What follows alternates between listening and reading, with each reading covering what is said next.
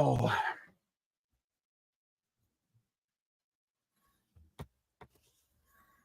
Okay, I think we are live. I'm just waiting for the live stream to come up on YouTube.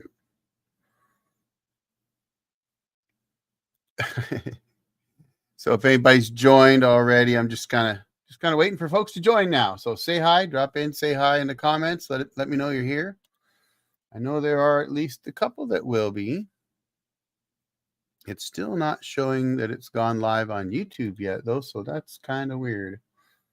Why are we not going live, YouTube? Oh, there we go. Okay.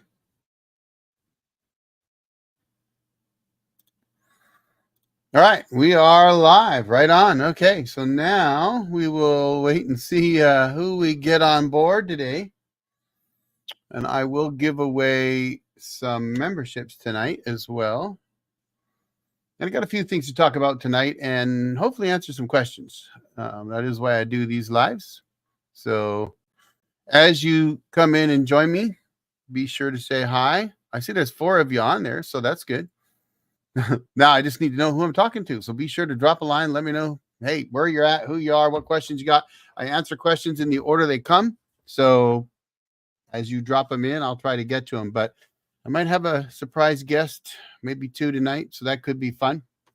But we're going to talk about a couple things once we get started. But again, I want to wait till we get a couple folks here, get started. I see I got 8 now. And again, if you're just dropping in, make sure you say hi. Let me know who's here, where you're from, and if you've got questions, get them out sooner rather than later. So if you got a burning question about the channel, about me, about power stations, solar power, sawmills, building cabins, cougars walking behind trees. Yes, that was a cougar about probably 25, 30 feet off my deck. If you did see that in the poll questions in the community page. I've actually had a few out there, but they are so elusive. I don't catch them on my game cameras. So I went out and I decided, since Michael Wilson likes to catch those, he gets such great game where he's at. I thought, fine, I'm going to go ahead and move my cameras. I think part of the problem is my cameras are mostly just right around my cabin, and I've got motion sensor lights there, which probably chase these things off. So anyway, and yes, folks, if you're just joining, I'm just waiting for you guys to join, and of course to let me know that you are here. And it would help if I put it on comments, because I had it so I didn't see the comments. So James, nice to see you, bud. We got John Davis from Davidson's All Natural Gym, and Indianapolis, Indiana. Right on. Okay. And you're close to John. So, hey, I don't know. Are you here for sawmills, off-grid, power stations, batteries, solar power, wild animals, crazy jarheads? Let me know, because, if you're into sawmills, John is literally your neighbor. Hey, there's Michael Wilson. I was just talking about you. I think that I'm wondering if my motion sensor lights are what's keeping my bears and cougars away, because I used to catch them all the time on my game cameras. And lately I haven't been. And somebody posted a comment in one of my videos saying that they put motion sensor lights up to scare them away. And I thought, maybe that's why they're not coming around. Off-grid stuff. All right, right on. Sawbucks Custom Sawmilling. Right on. Nice to see you, bud. Hey, and where are you guys at? I have a bad memory sometimes when it comes to remembering where people are. And I am going to talk sawmills tonight. And believe it or not, for those that are into the sawmilling stuff or started watching my channel because of all the sawmilling I was doing, I'm working on a video for Tuesday that's about sawmills. So that might shock some of you. But in fact, I have a guest tonight, and I decided that I would invite him and some others possibly too that are all sawyers, because I wanted to prove to my audience that I do still intend to run my sawmill. Your bears would probably your bears would eat the motion sensor lights. All right, what time do we have here? It's a little bit almost 5:35. Oh, we got Andy from Southern Adirondack Outdoors. I don't know if Paul's going to join us or not. So we got a bunch of sawyers on tonight, so that's cool. I like that. Oh, and Arrowhead Woodsman, look at that. All the sawmill guys are coming on board. And for those of you that are into off-grid power stations and all that kind of stuff, don't worry. I'm here to answer your questions. So even though we might have a bunch of Sawyers on, if you want to know about off-grid, if I can answer those questions, absolutely do. And I was going to run through some of the more popular questions that I've had lately, just because I thought, why not just address them right here on the live for those that ask it, because I've had a lot of questions on a couple things. Excuse me. How's the chat going? The chat is going well. This chat, I think, if that's what you mean. And I am going to do I'm going to give away some memberships tonight too. In fact, I'll tell you what, I'll do that now and get that out of the way. So for those that don't know, YouTube has allowed us to do this. Gives you an opportunity to see behind the scenes on the channel. So there you go. Always kind of hoping that one of my longtime members or longtime subs gets one of those, but you know, it's funny how they just randomly assign them out. So let's see if there you go. All right. Right on. Well, I think we got enough people on here tonight. I'll take that banner down too. I put that banner up just to remind you to drop your questions. And again, definitely put your questions out. Need info on basic solar setup. Okay. Well, we are going to start with sawmilling first, kind of. So I wanted to talk a little bit. Those of you that are new to my channel, I've actually been on YouTube a long time. I don't even know how long anymore, 10, 12, 13 years. And I started running my tractor and a small sawmill I had for my grandchildren. And that morphed into running my bigger sawmill. And I was using the channel actually to show what I was doing so that I could improve. I would video myself running my sawmill, and then I would show it to other sawyers and get feedback from them on things that I could improve and whatnot, because that's just kind of the person I am. But the whole reason I got a sawmill was actually to build my off-grid cabin. So if you're kind of wondering how those two things tie together and why you're going to continue to see the sawmill, it's because I wouldn't have a sawmill if I didn't have my cabin. And it was all actually a combination of, I like to do things myself. And it was a money savings thing too, because it was less expensive for me to buy a small bandsaw mill and some blades and make my own paneling than it was for me to buy paneling. So that actually is what started it. I'd already started the cabin, and I'm actually going to be doing a video. It's coming out on Tuesday. That'll be on choosing a sawmill if you're looking to build an off-grid cabin. You want to build an off-grid cabin in the woods, and you're thinking, or maybe you haven't thought about getting a sawmill. So that video is going to come out Tuesday. But I also have a lot of power station type, off-grid power type videos coming out as well. I'm working on a really cool power station like nothing I've seen before. So that one I think is going to be pretty interesting to some folks. It's different. And it's a beast. But so I'll be doing some of those. I'm actually doing a conversion in my RV, my camper, switching over to LiFePo 4s. So the heated LiFePo 4s that you saw in the video that went out yesterday, if you've seen that one, those are actually going to go in my Arctic Fox camper, but I have to swap out the DC converter, they call it. It's essentially a battery charger, but I guess they call it a converter because you're taking the 120 volt, converting it to 12 volt, not just to charge your batteries, but to run everything in the camper at the same time. So it's a little different.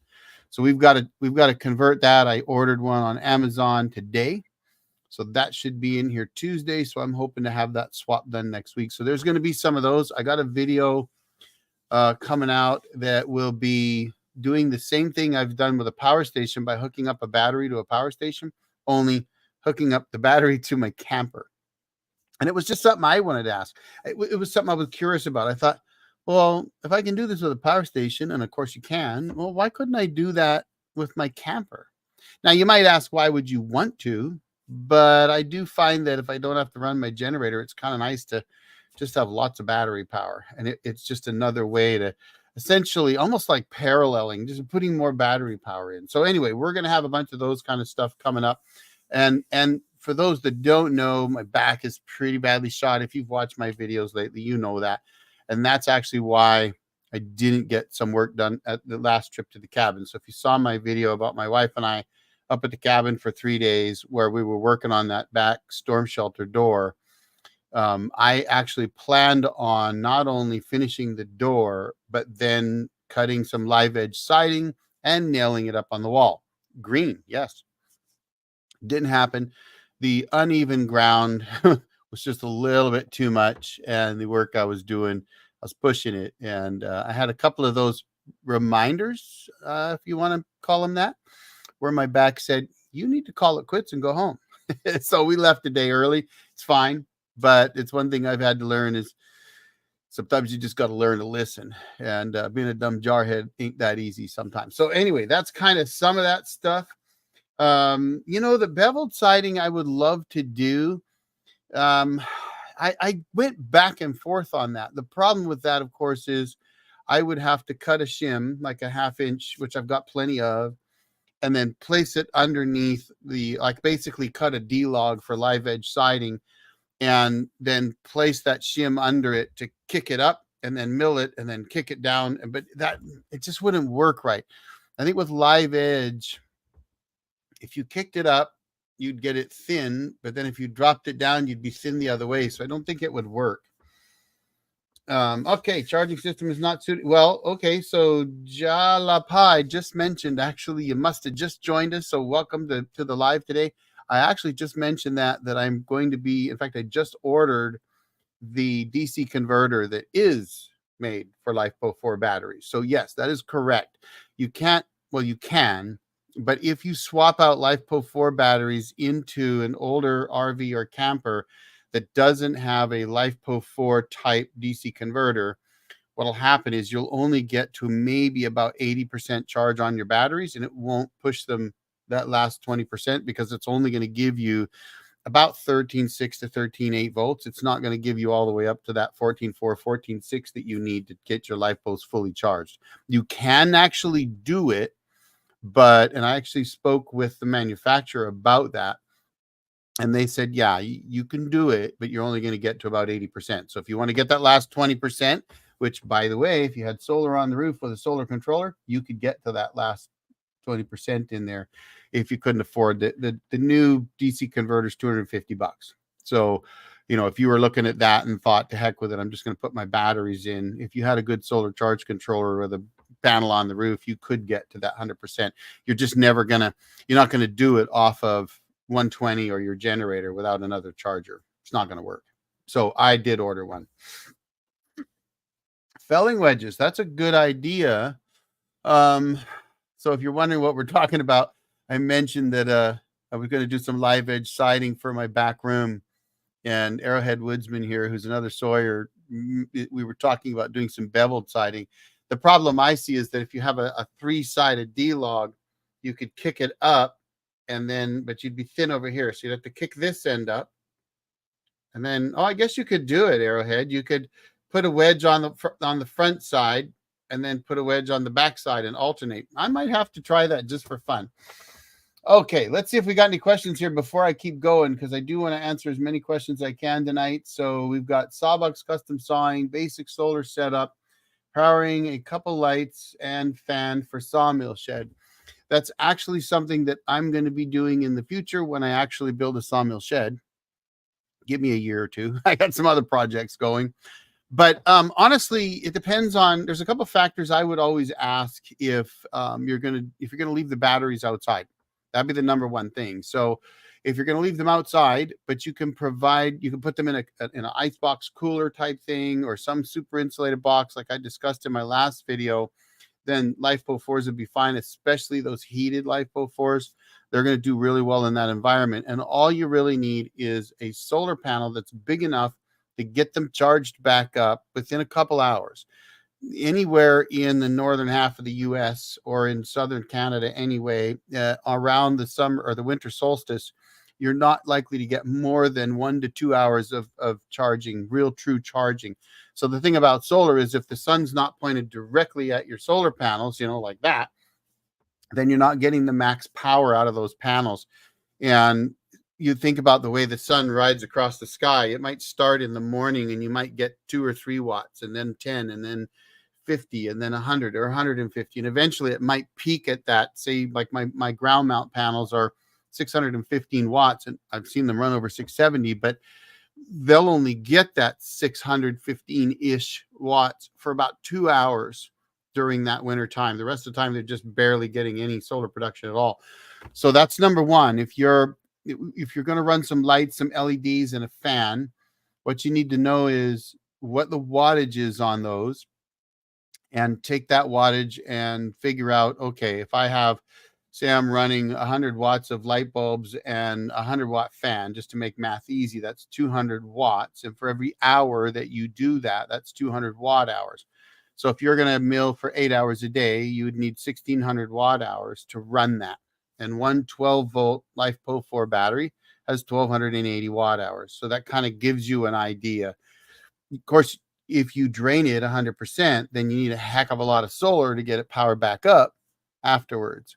So I typically actually only shoot on my LiFePO4s for about 30 to 40% drainage overnight, because I'm running my cabin with them. If I was doing it for a sawmill, I'd shoot for the same target, because I'd know that they'd still be holding about 60+% overnight. And if they're nice and warm, because you had, and that's assuming you didn't have any solar production, by the way, during the day, they'd be nice and warm because, you know, theoretically it's warm, it's day, you got them super insulated, they'll be fine overnight. If you've got enough solar to handle all of that, you could get away with a small battery. For example, I just said 1,600 watt hours, 1280 is a battery, a standard 100 amp hour 12-volt battery. Well, if you've got 200 watts of solar and you're only using 200 watt hours, then at least for 2 of those hours, your solar panels are going to handle it. If you had 400, you might get 4 hours of actual just running straight off the sun. So you're not going to use that much of that battery. And that incoming power is going to provide the amperage needed to run the heaters in your batteries. So if I was going to do it, I'd probably put in one 100 amp hour battery, LiFePO4 heated, in an insulated box. I'd probably run about 400 watts of solar and a simple Victron charge controller, and then a 1,000-watt inverter or something like that, pure sine wave inverter. Super simple. Should do what you're looking to do, and it's all about the wattage of the lights. If you're using 1,000 watt hours, well, then you're going to need a lot bigger battery. And the key to any solar design, in my opinion, and this is strictly my opinion, is figure out what you're going to run first. Find out the wattage that it is, no matter what it is you're trying to run. You want to run a computer, find out how many watts it uses. And if you don't know, you can buy one of those watt meters off Amazon for like $20 or less. Just plug it in the wall, plug your light in, your computer, whatever it is you're trying to figure out how much power it uses, and it will tell you how many watts it uses. You can run it for 24 hours and see what the watt hour usage is over that 24-hour period. And by doing that, you can then add those things up. So let's say you've got, like, I've got some really bright LED lights in my shop, and they're plug-in style. So I could literally just unplug it, put the watt meter in, plug it back in, and then run it for an hour. And I could say, okay, that used 100 watts for an hour, 100 watt hours. If I wanted to run 2 of those in my sawmill shed, or 3 of those, I would then be able to take that and say, okay, that's 300 watt hours. Okay, I need to be able to provide 300 watt hours times 8 hours of milling, 2,400 watts. So I would then have to have at least 2 100 amp 12.8 volt LiFePO4 batteries, or one 24 volt, or it's 24. They're 25.6, but they call it 24 nominal. And then solar panels to keep that battery charged up throughout the day. And then having a generator doesn't hurt, because if, let's say, you've drained those batteries because there wasn't much sunlight at all during the day, it was cloudy, it was raining, snowing, whatever, you weren't getting any solar production, to fire up the generator for a couple hours with a good 1,000-watt battery charger, get those batteries topped up nice and warm before you call it a day. And that's kind of the way I would look at it, just sort of like a hybrid system. Solar panels on the roof, battery box with the battery charge controller and an inverter, providing your power to your lights and your fan, and then a little portable generator that can just give me a couple hours of charge near the end of the day. And that's probably what I would do. Excuse me. So hopefully that kind of answers questions. if you come in, you see me on Facebook, I'm sure you can message me on Facebook, and I could look at some components, help you out. I helped out Michael Wilson get some components together for his system. It's really quite simple. It's just a matter of knowing what stuff to stay away from and what stuff to look for, right? Don't go to Harbor Freight. All right, what else we got? Yeah, Sawmill was definitely worth it for sure. Absolutely. Cody, you must be a Sawyer. Nice to see you, bud. Getting a lot. I've been getting a lot out of the off-grid power videos. Oh, good, Arrowhead. I'm glad, buddy. Should try the bevel siding. I will. Let's see. Tree felling wedges. Bifacial solar panels definitely helps during the winter, especially on cloudy days. Yes. So for those that don't know, the newer style of solar panels, the bifacial panels, can actually charge from the back of the panel as well. And so instead of the traditional panels like you see in the picture behind me over here, my camera's mirrored, so I have to point with the opposite thumb. But those panels are designed so that you try to get them perpendicular to the sun. But since bifacials can take light from both sides, though it's about a 80-20 or 60-40 split. I can't remember the last time I read about it, but you can actually stand those straight up and down. That means that they can catch reflection off the back as well, off snowfall. So if you have snow, if they're straight up and down like a fence, snow's not going to stick to them. It's not going to cover them. And light will reflect both off the front and back of the panel. So they can be a lot more efficient in a winter environment, especially actually anytime. I know in the UK, they use them to build fences sometimes. It's kind of amazing. So that technology is really good. Definitely works great.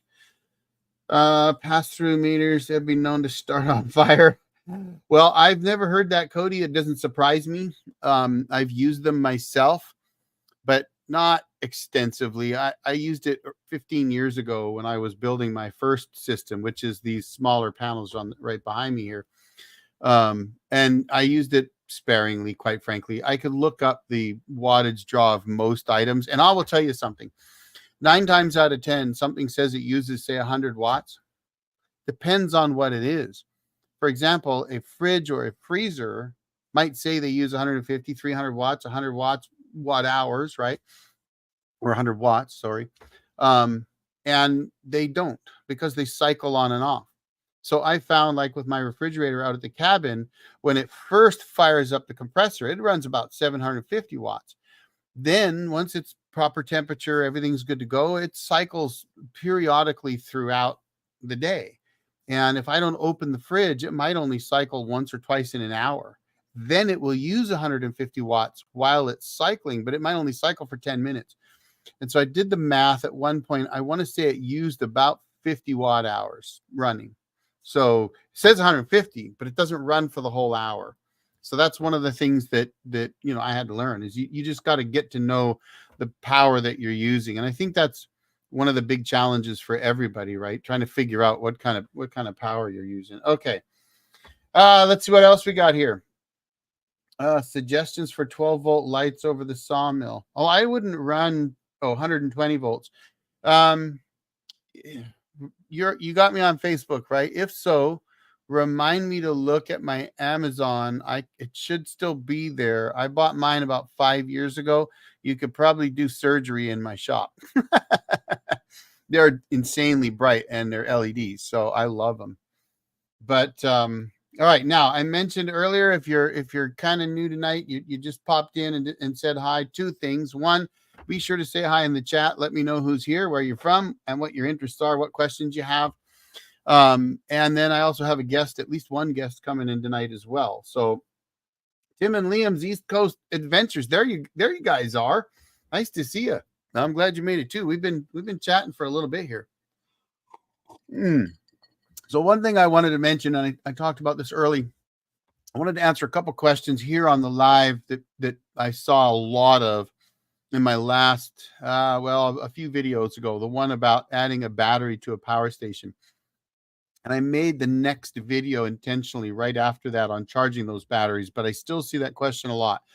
So I wanted to first share with you my intent on that first video. And it was actually more of a combination of either A, I'm going out to the woods and I just want to get, some extra power out of that power station for something that I'm doing. And the example I used in the video was I literally wanted to run 2 crock pots full of chili for about 8+ hours while we were out 4-wheeling in the woods, so that when we came back, we had some nice hot chili.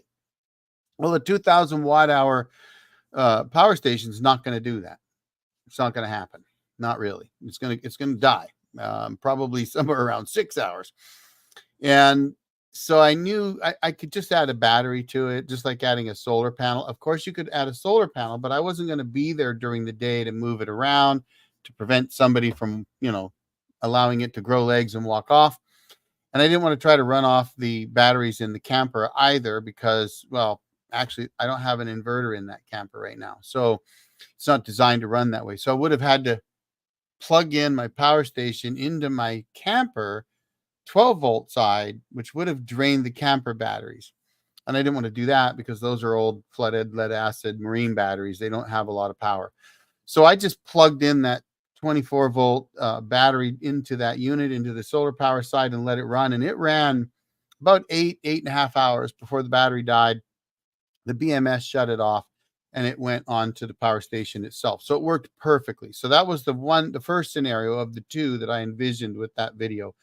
The second one was in an emergency situation. The power's gone out and they should have it back on somewhere between, say, 2 to 6 or 8 or 10 or 12 hours. So a 2,000 watt hour power station is not going to do a lot for you if you're going to run, a whole lot of anything. It'll run a refrigerator overnight, maybe even for a day and a half, maybe 2. It might run a refrigerator and a freezer combined for a day or so, and you could certainly cycle them on and off. But I just thought, well, yeah, but if you had a battery, you just plug your battery in, and that's going to give you all that extra power. And actually, I've got a video I'm working on where I'm going to add about almost 8 kilowatts to a power station. Take a 2,000 watt power station and make it a 10,000 watt power station, because you can absolutely do that. And that was, and it was all actually about short-term emergency use. So the questions I got were really, I think, more probably because of Hurricane Helene. Maybe people are really looking at that and realizing, well, if I've got a power station and I could run my fridge overnight, that's great. And if I could run it for 2 nights by adding a battery, how do I charge that battery back up if the grid power doesn't come back? And in that situation, there's 2 comments I wanted to make. First of all, of course, Blue Eddy, Anchor Solix, EcoFlow, Jackery, whoever, it doesn't matter. The more expensive power stations that have add-on batteries that are very, very expensive, yes, those batteries will charge off the power station when the power station is charging up. So if you plug solar into that power station, maybe you can dump 1,000 watts of solar into it, then it'll charge those add-on batteries at the same time. So yes, that's great. However, you can do that almost the same way with an add-on battery. And there's a number of ways. The first way is with solar, you just have to have a separate charge controller. So if you got a separate charge controller that didn't hit the battery, for example, a 12.8 volt LiFePO4 battery charges at about 14.4 volts. Some up to 14.6. That's usually your range, 14.4 to 14.6. So if you figure your charge controller is going to try to hit that battery with 14.6 volts and your power station is limited to, say, 12 volts as an example, they generally aren't, but let's say it is, then that would be too much voltage coming into the power station. So that's number one. It's just something you have to pay attention to. So for example, if I'm charging a 24 volt battery, those can charge as high as 29, 1, 2, 3, 4 volts. I have about 1,000 watt, 24 volt LiFePO4 battery charger that puts out 29.4 volts. And it relies on the BMS to take the voltage and power that it can use. And it works great for the batteries that I've had. But if you've got a limit of 26 volts, well, that's too much voltage coming in. So that's one thing you'd have to pay attention to. Obviously, maybe you're getting down into the weeds a little bit, but I just want to make sure you understand the most important thing that you can pay attention to on your power station is the voltage and amperage limits, max limits of your solar inputs. And they usually always have it written on them, but if not, they're in the books. They're somewhere. You want to know what that is, because that way you're not trying to, for example, you don't want to try to hook up a 25.6 volt, 24 volt battery into a 20 volt max input. I know I've done it. I let a little smoke out when I did. That's number one. Number two, if your power station's trying to run something, it will draw off of that solar at the same time. So if you plug in your battery into the solar side and then you bring your solar in onto your battery, and the power station sees all that extra power, it's going to use some of that. So if you need to charge that battery from dead, say you need, an hour and a half, 2 hours, whatever, to get that battery fully charged, if you leave it connected to the power station, which is fine, you just have to realize you're going to, whatever power the power station's using, it's probably going to draw off that solar first. So that's just something to pay attention to. Of course, you could use a generator. Of course, you'd have to have a charger, LiPo 4 charger, but those are fairly inexpensive. I've got a 1,000 watt, about a 100 watt one, and I think I've got a 400 or 500 watt one, and I've got a couple DC to DC chargers as well, so that you can plug a DC to DC charger into your car, run off the alternator on your car, and put that 500 watts into that battery that way too. But you'd have to run your car for 4 hours. So not sure you'd want to do that. But that's something that you could do. So that was just kind of the approach that I was taking there. Not really for a long-term situation, but if you wanted to go long-term, you're kind of starting to move into do-it-yourself solar. And I'm going to be honest with you. I'm a big fan of do-it-yourself solar, but I also like power stations, because I think power stations have a place. And in fact, in small cabins, for example, like I'm working on building another cabin, being able to drop a 2,000 watt power station in there with an extra battery or two just for a weekend is going to provide all the power, the connections, everything I need without having to wire it out. Might seem lazy, but the beauty is I can pick it up and take it with me. So an example of why I like power stations is this weekend we ran a rally with our 4x4 club, and the benefits for it are all going to Hurricane Helene victims. Well, I thought I might need my laptop out there in the field, and rather than worry about my battery dying, I just threw a power station in the back of my Jeep, and away we went. And of course, anytime we go camping, I've got refrigerators in the back of our Jeeps. That's my wife's in the picture back there. We each have one, but those power stations will run those refrigerators. And if you use DC to DC chargers, then you can keep those things topped up all the time when you're out running around wheeling during the day. And then when you go to your campsite, you just open up your fridge and get your food out, and it's cold and you're good. So anyway, there you go. Let's see. Who else is on here? Hey, John, nice to see you. Wisconsin. Setting up your first 12 volt system. Right on, buddy. Hey, any questions you got, make sure you ask them. Getting some nice rain today. Oh, that's you guys. Let's see. I'm kind of going through the questions as we go. Funky, Minnesota. Jeffrey Jacobs getting ready to upgrade to a bigger solar generator. Winter's here, bleak. Going to need a small generator set up to keep the new battery charged. Watching my vids. Okay, good to see you. So yeah. And by the way, I don't call these generators because they don't generate power. I know that's a popular thing they call them. I call them power stations. Sometimes I call them power supplies, but I call them power stations. The whole idea of being a solar generator, I get it, because as long as you have solar panels, the solar panels are generating power. But technically, a generator actually uses copper windings and a motor and all those things to make power. I'm not going to get into the weeds on that, but so I'll call them power stations. I kind of don't like generator because they don't generate power. But I do love power stations. I think they're great. Now, from a do-it-yourself standpoint, I'm a bigger fan of do-it-yourself power systems, and that's why I do it on this channel, because there's just so much more you can do when you start doing that. You're not limited to all the components. Like, I'm not a fan of all-in-one systems either. They're really popular today. I see them a lot in the Facebook groups. People are buying these all-in-ones. Everything's all in one unit. And I'm an old stereo guy. So to me, that's kind of like buying the old. You remember those? If you're older like me, you remember those old stereos that had like the turntable on top. You know, the record player. We call them turntables. Turntable on top, and then you had the radio, the receiver, and you had like a tape deck on there, and you just plugged your speakers in, and you had volume and all that. And it was all in one. Well, those were never as good as the big Carver systems that every single component was separate. And I look at solar power exactly the same way. You can tailor your system by going out and researching the different companies. You might like Victron. I mean, they have a great name today. They're one of the top solar power companies out there. But you know what? Morningstar is still out there, still make fantastic charge controllers. I don't care what anybody says. I ran a Morningstar charge controller for 14 years. And if I needed to put it back in right now, I could put it back on and probably run it another 14 years.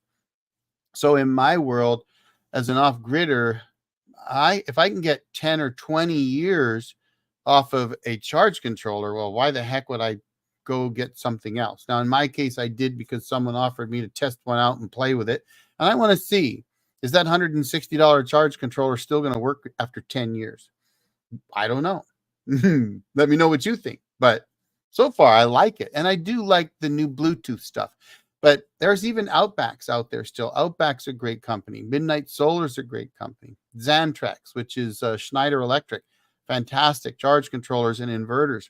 So there are lots of great companies out there. And you may find that you want, for example, the Ames low frequency pure sine wave inverters. They're like monster bricks, right? You could use that thing like a weight. You could put Al Capone in the river with that. But you know what? They run forever.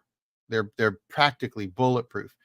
And so that's one of the things I like about do-it-yourself systems is you can go out and pick each component based on your own needs, what you're willing to pay for something, build a really robust system that you can then add on to.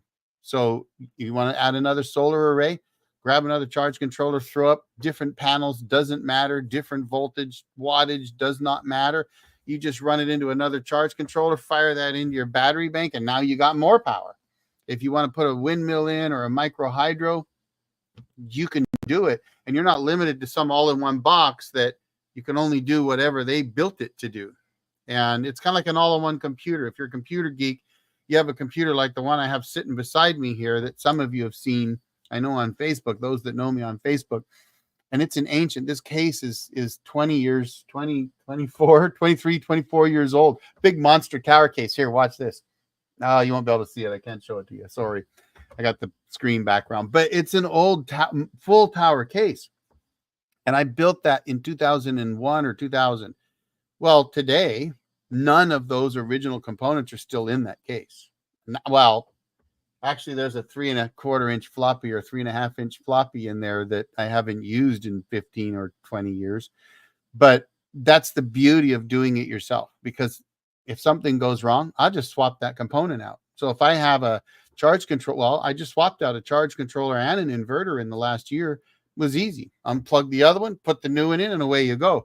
On those all-in-one systems, you have to get a whole new thing, or you got to tear it apart, which may void the warranty. I just don't like them. So power stations are all-in-one units as well. The difference is a power station you can pick up and take with you.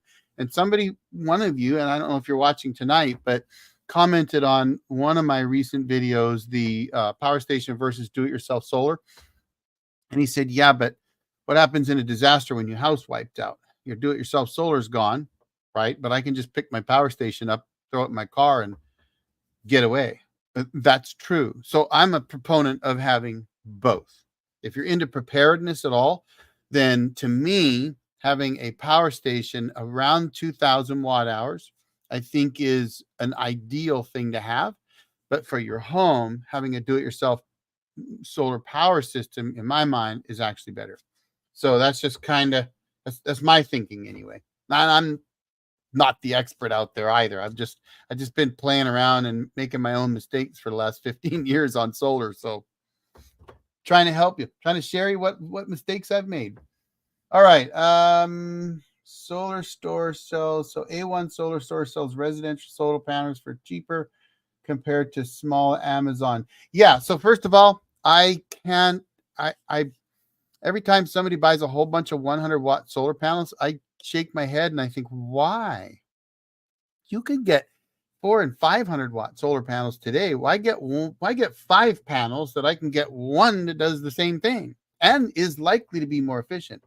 So, first of all, I probably would not buy solar panels off Amazon at all. None. Zero.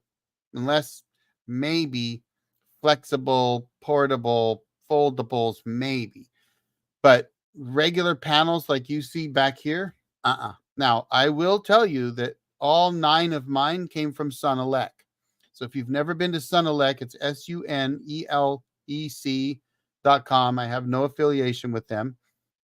I bought those panels right there from them in, I want to say early 2010. And they are non-UL rated. I really didn't care.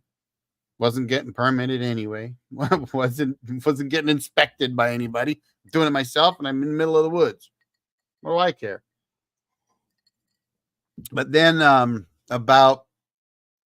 thinking 6 or 7 or 8 years ago, I bought the ones that are up on the roof, also from them. I bought them from them because I went to Alt eStore, Sunelec, Signature Solar, probably, if they were around then. I don't know. I probably went to 6 or 8 or 10 or 12 different online places, and I'd already worked with Sunelec previously, so I was happy with them. But I did my research, and I was very active in a forum called Country Plans Forum, which has an off-grid power section, and there was a bunch of guys in there that's what they did for a living. They built solar power systems for people's cabins and homes, and they would always be in there providing advice, and so they would also make suggestions of where you could look. And I just found that Sunelec had the best prices around, and I've seen some of their sales lately because occasionally I'll pop in there, and they've changed a little bit. Things have changed, but I think now they may only sell panels by the pallet load. But their prices are ridiculous. So if you've never been to Sunelec, I would suggest you go there. I want to say Alt eStore, I think, is still around. I know the Inverter Store is still around. So there's lots of places online where you can get good quality solar panels, not always in bulk, right? My 190-watt solar panel on my well, I bought from Sunelec, one panel. And in those days, they would do that. I don't know if they'll do it now. But there's also places like Backwoods Solar. They're in Idaho. They're a fantastic company. Call those guys up. Tell them I said hi. Some of them know me because they have sawmills and watch my sawmilling stuff. But those guys, they're really great to work with. So honestly, I wouldn't buy solar panels off Amazon. Just unlikely I would ever do that. And I would never look at a 100-watt solar panel unless I had such a space constraint that I could only put one 100-watt panel and nothing any bigger than that in that space. Maybe I would. Probably not. I'd make the space bigger and put a 500-watt panel in. And you can't, in my opinion, you can't put too many solar panels in either, right? I mean, if you think you need 1,000 watts and you put 2,000 in, yay, you just have more power. I mean, it's not going to hurt you. So I know one guy told me he went with 20 100-watt solar panels, and he felt that it was better use of his real estate. And I went, dude, I just did the math. I calculated the surface area of 500-watt solar panels, and it would have taken up less real estate and given you more power. So I know some people still do it. I don't really understand it. I'm not telling you I'm right, but I wouldn't look at 100-watt panels. I wouldn't even. I just wouldn't. It's no point. All right. Let's see, where are we at here? Bigger solar. Okay. Trying to catch up to your questions. And I do have a guest I need to bring on here pretty soon too. But in fact, I'm late bringing him on already. Benchtop record player, radio, TV. Dad had his CB set up through it as well. That works good. Yeah. Eric, what's your thoughts on the micro hydro? Oh, I think micro hydro, if you can make micro hydro work, I think it's a great idea. You've just got to have enough water volume and enough fall drop, whatever you head, I guess they call it, in the pipe that it'll run your little turbine. But the difference between a micro hydro is you got 24/7, 365 power.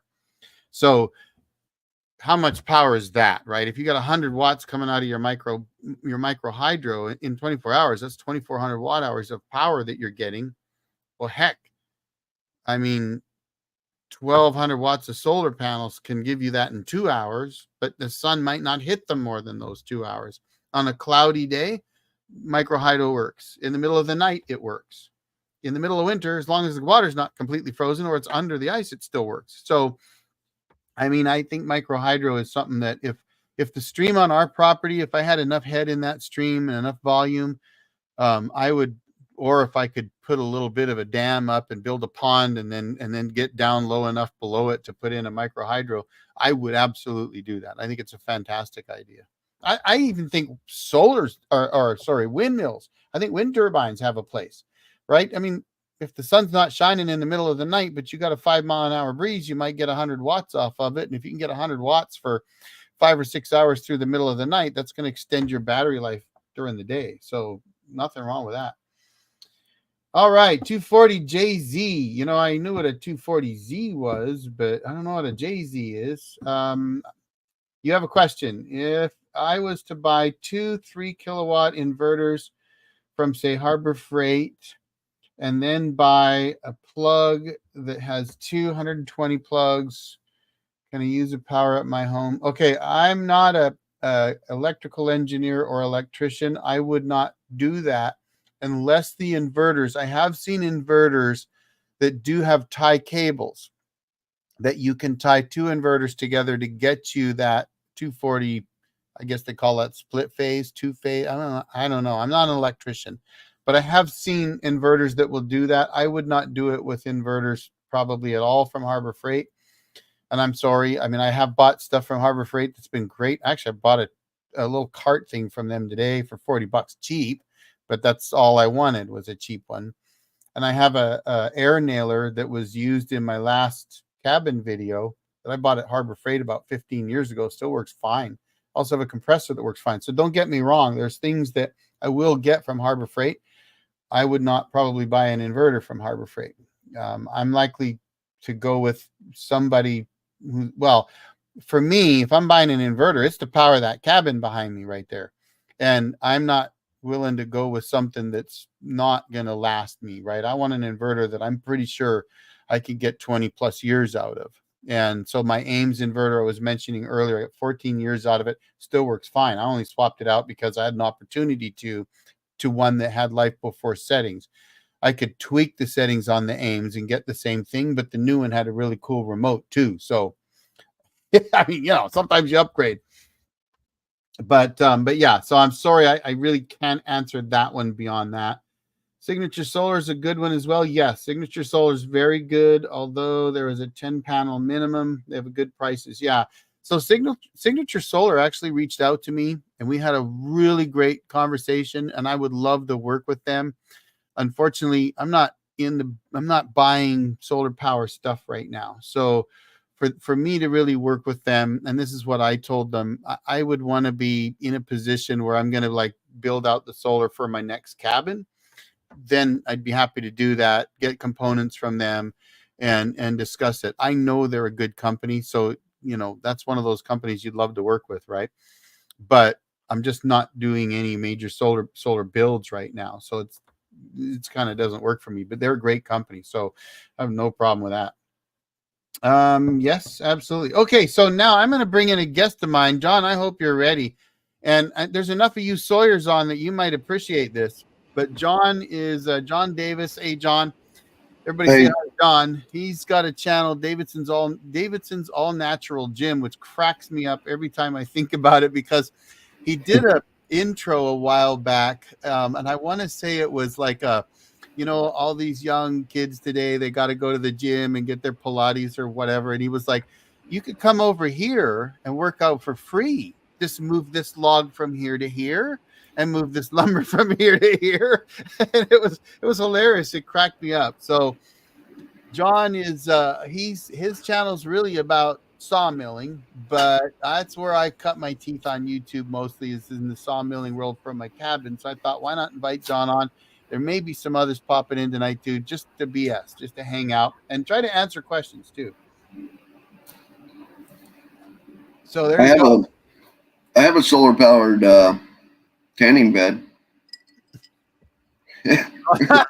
Called the Sun. Yeah. It works most of the time.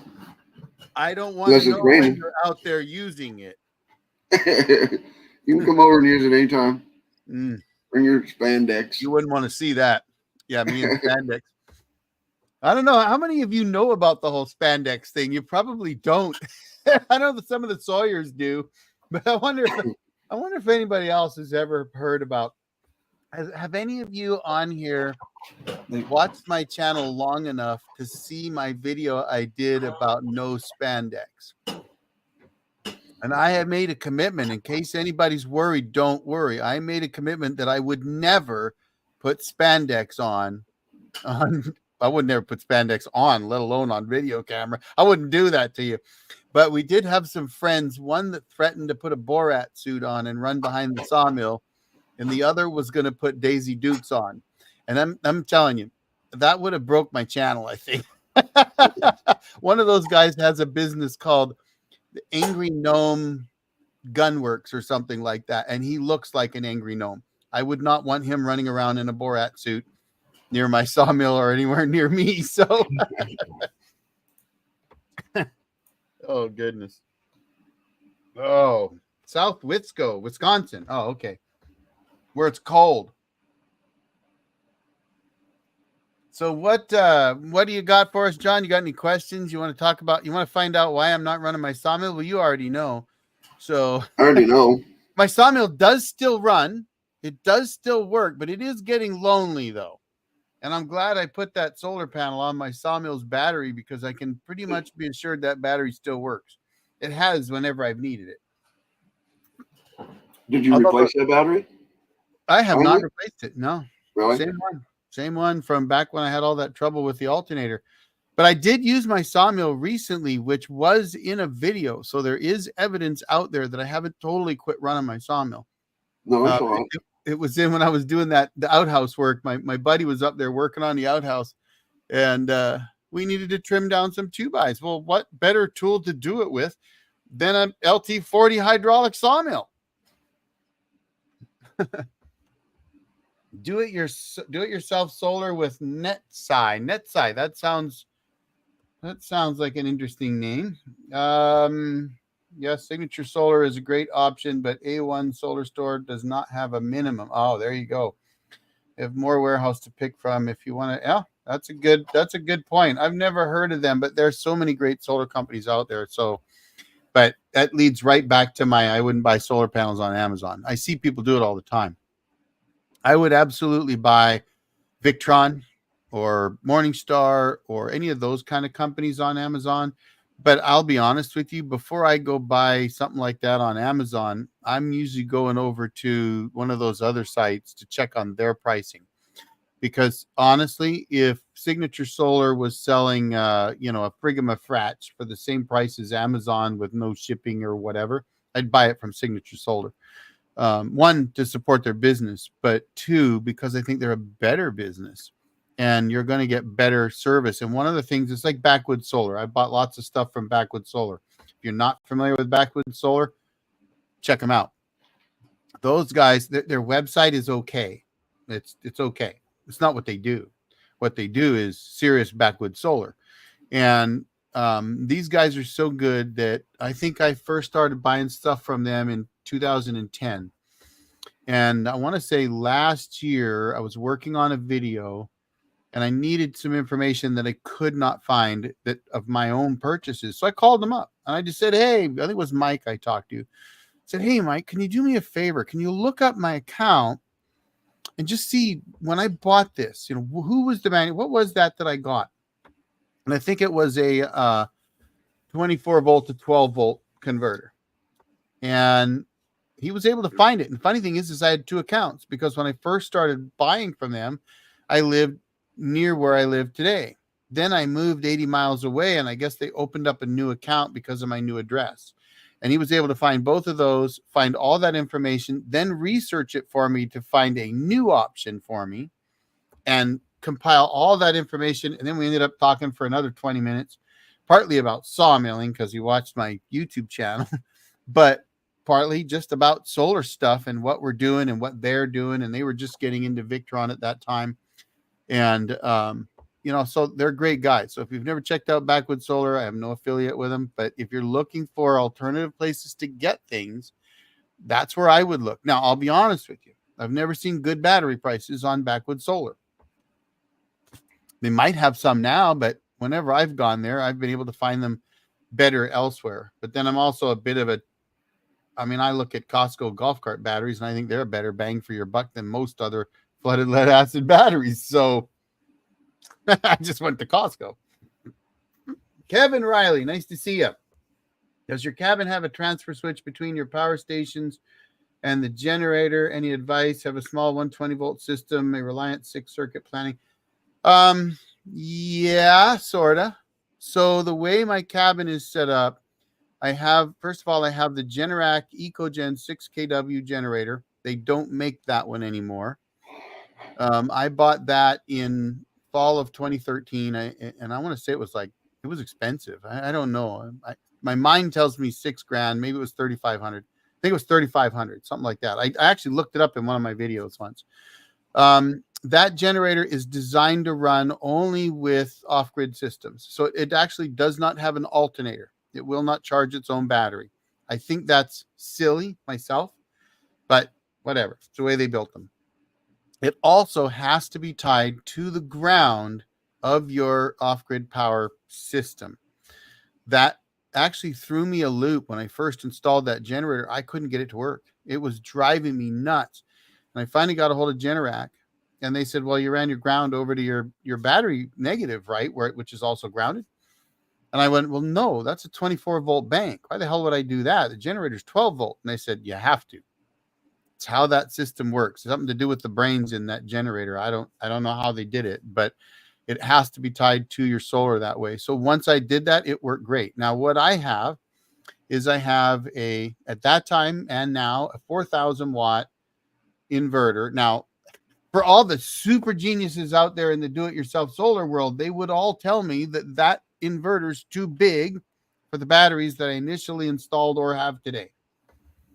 Well, it's only too big if you try to use every ounce of power that it can produce for like 24 hours a day. Sure, but I use probably between 25, I probably use no more than about 25% most of the time.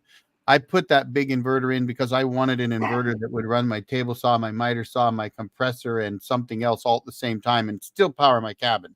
I wanted as much available power as possible. And I knew that I would never do it for such an extended period of time that it would drain my batteries down. So yes, I have a bit of an overkill on my inverter, but that inverter is an inverter charger, and it has a built-in transfer switch.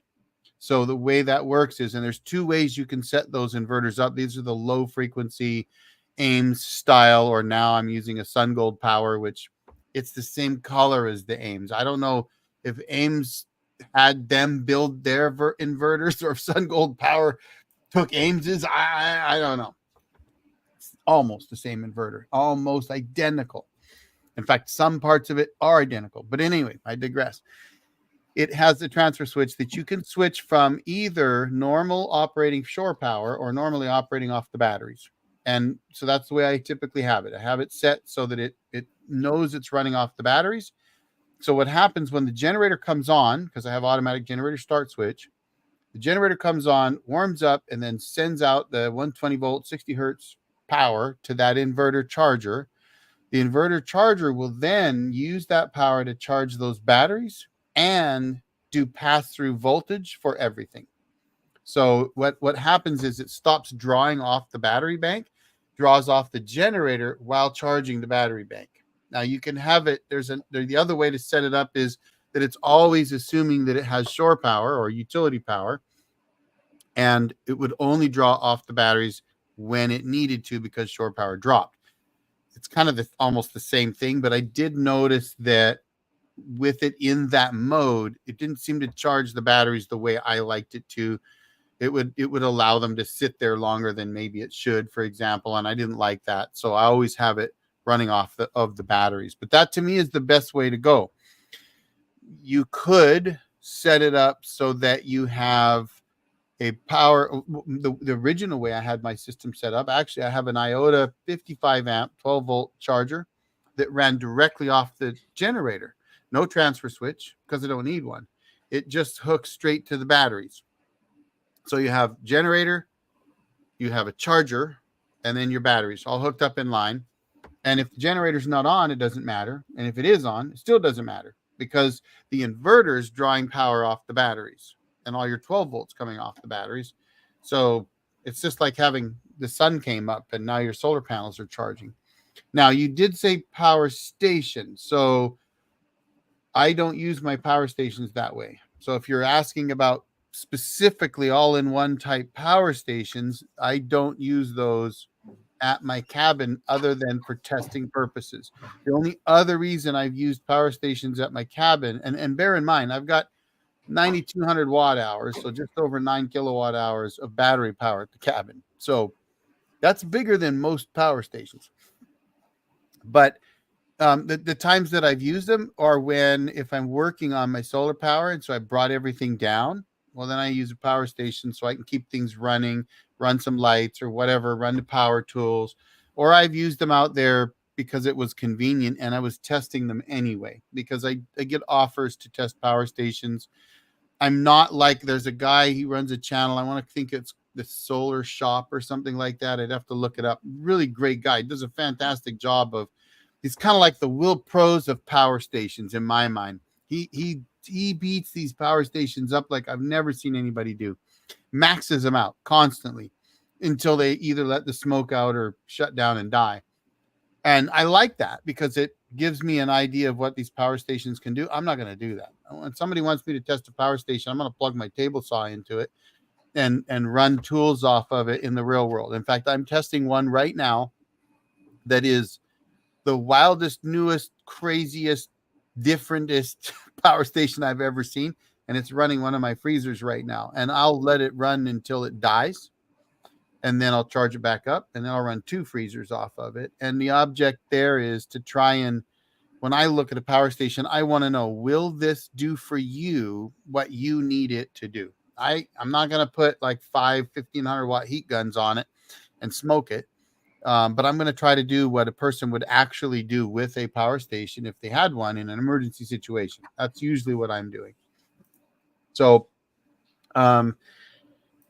so again, I'm looking at your question again. This is for Kevin Riley. Does your cabin have a transfer switch between power stations and generator? Any advice? Have a small 120 volt system, a Reliant 6-circuit planning. Okay, so it sounds like you're not really a power station. You're do-it-yourself power. Is that right, Kevin? Oh, it is a Blue Eddy. Oh, okay. All right. Well, in that case, I wouldn't think you would need a transfer switch. I would run the generator to the Blue Eddy, just like you would normally do to charge it up and leave everything plugged in the Blue Eddy and running. Because, in fact, much of these systems, Blue Eddy's one of them. They're one of the top names. But like the one that I'm testing right now, that the name escapes me at the moment. So sorry. But it's different. It's something you've never seen before. I almost guarantee it. But it is designed like a UPS. Most of them are, which is uninterrupted power supply. You plug it in the wall, plug your stuff into it, call it good. Well, the generator just takes the place of that utility power. So you should be able to just plug directly into the generator, never hit a transfer switch, just fire the generator up when you need to power your Blue Eddy back up, and it should power up and still provide power through everything else. And a lot of these better quality power stations do pass through voltage as well. So if you're running your cabin off of a power station and you fire up a generator to charge that power station back up, then that power station will use the generator power to run your cabin while it's charging itself back up. That's actually, in my opinion, something they all should do. So go ahead. So how does the Generac know that the Blue Eddy's dead? Well, in my case, and that's a good question. So in my case, I use something called an automatic generator start switch. Mine is built by a company called Magnum Research, but a lot of these inverters also have them. So my SunGold Power inverter has a 2-wire generator start. The only problem with those is that they're often set, in my opinion, too low. They're set for what they call catastrophic failure, which is basically 20 volts or 21 volts on a 24 volt system. To me, that's too low. I don't like that. I don't like to use more than about 40% of my LiFePO4 batteries reserve, because the manufacturers will tell you, and several of them have told me this, that if you want to get more life out of them, 30 to 40% is that range. They're just like lead batteries. Lead is no different, right? You can use half of it and get 200 to 300 cycles, or maybe 20% and get 500 cycles. Well, LiFePO4s, you might get 4,000 cycles at 100%, but 20,000 cycles at 40%. Well, 20,000 cycles, I ain't going to be around that long. So, I just as soon get that. So what I use is this automatic generator start switch set at 24 volts. Now, that was for my lead acid system. I'm looking at upgrading that to their newer version, which would allow me to set that at even as high as 26 volts, which is what I would do. Because at 26.2, I think it is, they're sitting at about 65%. And so I wouldn't want them to get below 60%. So I'd probably set it at 26, 26.1, at least 26 anyway. And what happens is it closes that 2-wire start. So it's either normally opened or normally closed. And if you don't know about electric switching systems, that's how they work. It's basically 2 wires. This would be considered normally open if that's the way they always are. And when the voltage drops below that 26 volts or whatever, those two close together, and that tells the generator to start. And that's how it works. And the automatic generator start switch actually hooks up to a shunt in your DC disconnect, so that it can monitor the voltage on the batteries without actually drawing much off the batteries. It'll draw like 100th of what you would normally draw. So it's really tiny, just a trickle charge. So that's how that works. Blue Eddy, let's see, Blue Eddy, Anchor, and EcoFlow, top 3 power stations. Yeah, I think that's probably true. I think they might have a new competitor coming on the market today, maybe. I don't know. There's one that I'm working on right now that you would be surprised. It doesn't look anything like them. It has tons of power. It's smaller than most of them, if not all of them, and yet twice the power. And the guys that built it are aerospace engineers, and it's a crazy looking thing. It's crazy. So, all right. Lacetti battery boxes with 1,000 watt inverter and a 100 amp hour battery, small off grid. Oh, is that a, I'm not familiar with this Lacetti battery box. You mean like a marine battery box, or is it like a power station? Let's see. Tom and Tammy. Oh, Tom and Tammy. Hey, guy. With as much info being shared, a dry erase board would be great. That would be fun to do. It would almost be fun to try to incorporate one on the screen somehow. That could be fun. Absolutely. All right. Well, Cody, thanks for joining us. And we did bring on John. So I want to talk a little bit about sawmilling tonight too, just for fun. And that's why I brought him in. And I know Michael Wilson's here. Andy's here from Adirondack Southern. You guys, I have a hard time saying your name. Southern Adirondack Outdoors. That's a bloody mouthful. And actually, Tom and Tammy's Off Grid. That's another YouTube channel, another Marine. He's got a sawmill as well. I think is it a Woodland Pro, or it's a green one. I know that. So I have got to get up and drop some trees, because I've got a mill. I've got to get 2 8-inch, not D logs, but flat top and bottom logs. I don't even know what you'd call that. It's not a cant, because a cant would have 4 sides. Come on, John, you're a technical guy. What would you call a log that's flat top and bottom? It's not a D log, a C log. It's a something log. A woodland mills, yeah. You're at a loss too? A live edge beam. A live edge beam. There you go. Because what I'm going to do with my cabin build is I'm going to get 2 of the bigger trees, do a 8-inch deep flat top and bottom beam, whatever, as a skid log. And I'm even going to cut ski fronts into them, make it really look like a skid log. Maybe I'll put some big bolt eyes on the front. It's all for show. It's one, easy, And if you dry them and then burn them and then maybe even tar them, they'll last a long time. And just put them on the ground on paver blocks and then build the log cabin right on top of them. And that technically makes it a movable building, which from a permitting standpoint could be helpful. Of course, Absolutely. my cabin's not permitted anyway, but you never know. That's a good one. My fake skis? I think it's a great idea, right? What are they going to say? Oh, I can pull it around with my tractor. Bull crap. Right. I get a dozer up here. I can move it, right? It's movable. But and I've gone back and forth on that because I did a lot of D-logs that, due to my back, I did not get them covered properly or stacked and stickered properly. And I was also doing that structure, kind of trying to show what a D-log structure would look like. Well, that did not work out well for drying logs nice and flat. And I kind of knew that would happen, but I was doing it anyway because it was a suggestion from my dad, bless his heart. And I think it was a great suggestion because it gave people watching an idea of what I was trying to accomplish. But now I have to go back and fix those. Not all of them, but some of them did get twisted. And some do anyway. I've had logs that you made a perfect boxed heart or free of heart center that still moved because it depends on where the tree grew even, right? If it grows on the side of a hill, guess what? Ain't going to move the way you might think it does. So the plan is to put those skis on the ground. That's what I'm going to call them. Build a floor on top of those. And I'm going to build a fairly heavy floor. I'm thinking 3x6s. The span of a traditional Doug fir number 2x6 is, I think, 10 feet. 9.5, 10 feet, right in that range. And I know my cabin's 2x6s span 9 feet, and that's within spec. But I'm thinking 3x6s because they'll be heavy and they're not necessarily going to be number 2s or Doug fir, but I don't really care.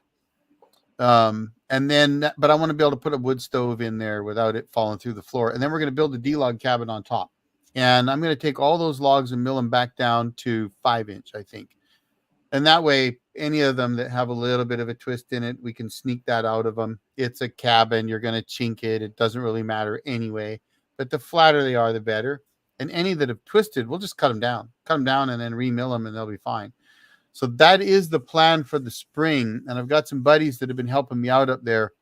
I may try to do a party where we get together and get like 4 or 5 guys to stack logs. So from a sawmilling standpoint, I've got to get those logs milled, which means I got to get them down. And I can't seem to get Michael up here to do it for me. So he can't even get back to his own ranch to get his cable for his Starlink satellite.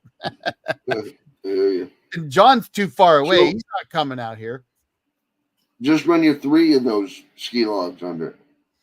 Well, I was thinking about doing that too. The problem with running 3 is it's harder to get 3 perfectly matched up and level and everything else. Though I guess you could shim.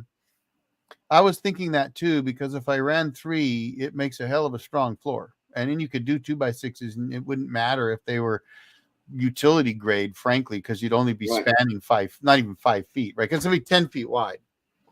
So, but and you know, Doug fir is the best you have for ground contact.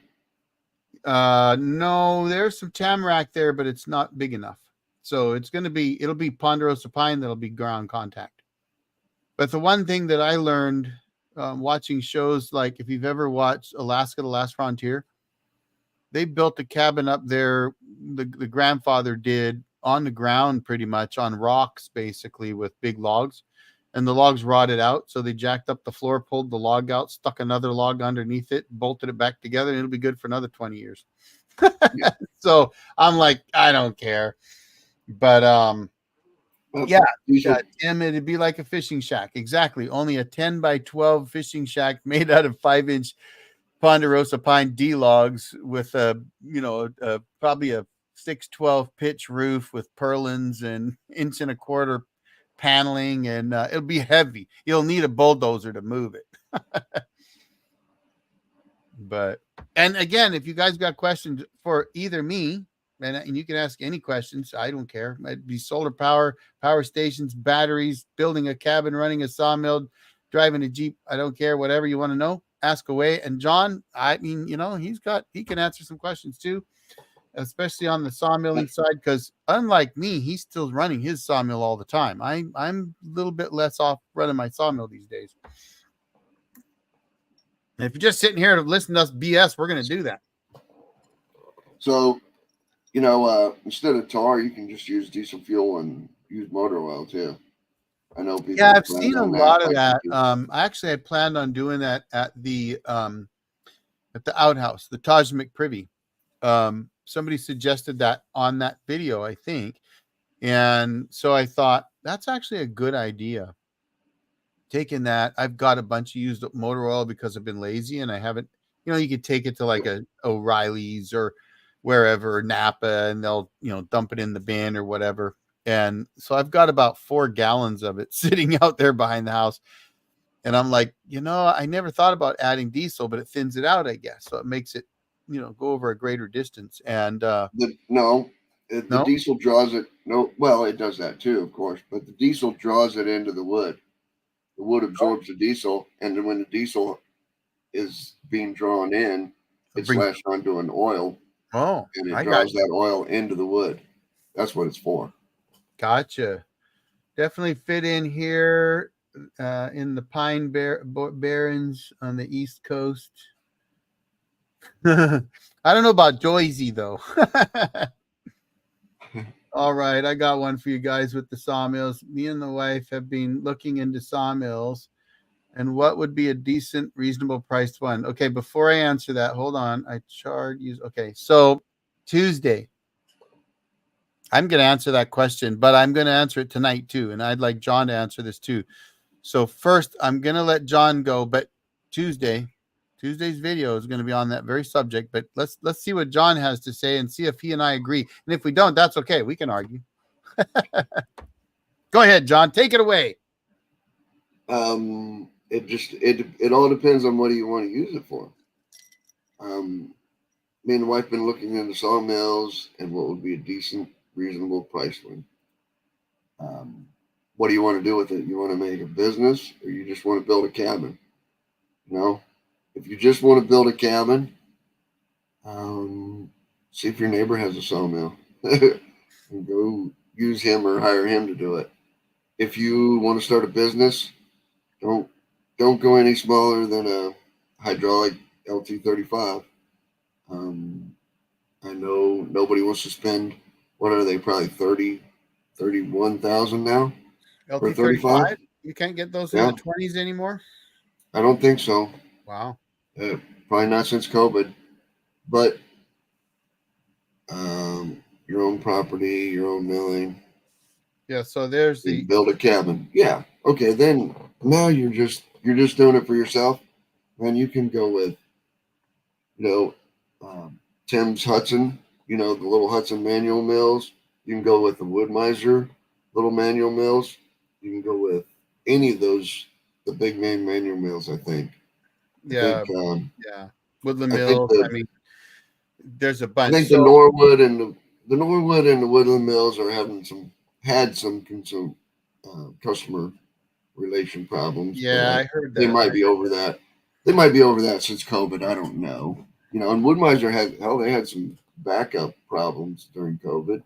Well, then they've had some manufacturing issues too, right? I know they've had some trouble with their the big mills, though, not the little ones, I don't think. So I'm going to tell you. So John said something that I actually am saying on Tuesday as well. And you'll probably hear this from anybody that owns a sawmill that's done it as a business, at least. Maybe not hobby sawyers, home sawyers, because maybe they haven't thought about it the way we do.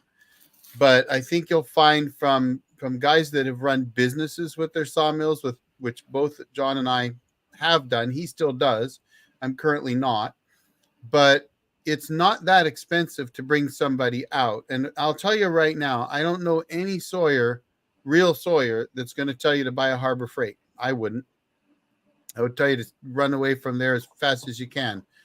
But so when you're looking at a small sawmill, like say a Wood Miser LX25, maybe with like a 9-horse motor or whatever they're putting on them today, you're probably looking at about $4,000. But when I was charging $100 an hour, I could come out in a weekend with my LT40 hydraulic and mill up 50, 60 logs for you. And that would cost you, $1,600 to $2,000. So half the price.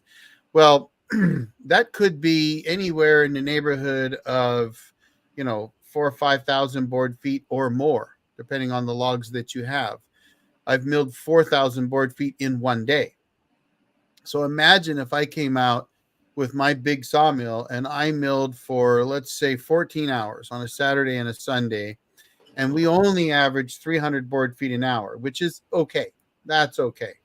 So that's 4,200 board feet of lumber. If you're building a cabin in the woods, that's probably your cabin. And the beauty of that is that I already know what I'm doing, right? You get John to come out for you. He already knows what he's doing. He's milled thousands upon tens and perhaps hundreds of thousands. I've milled over 300,000 board feet of lumber.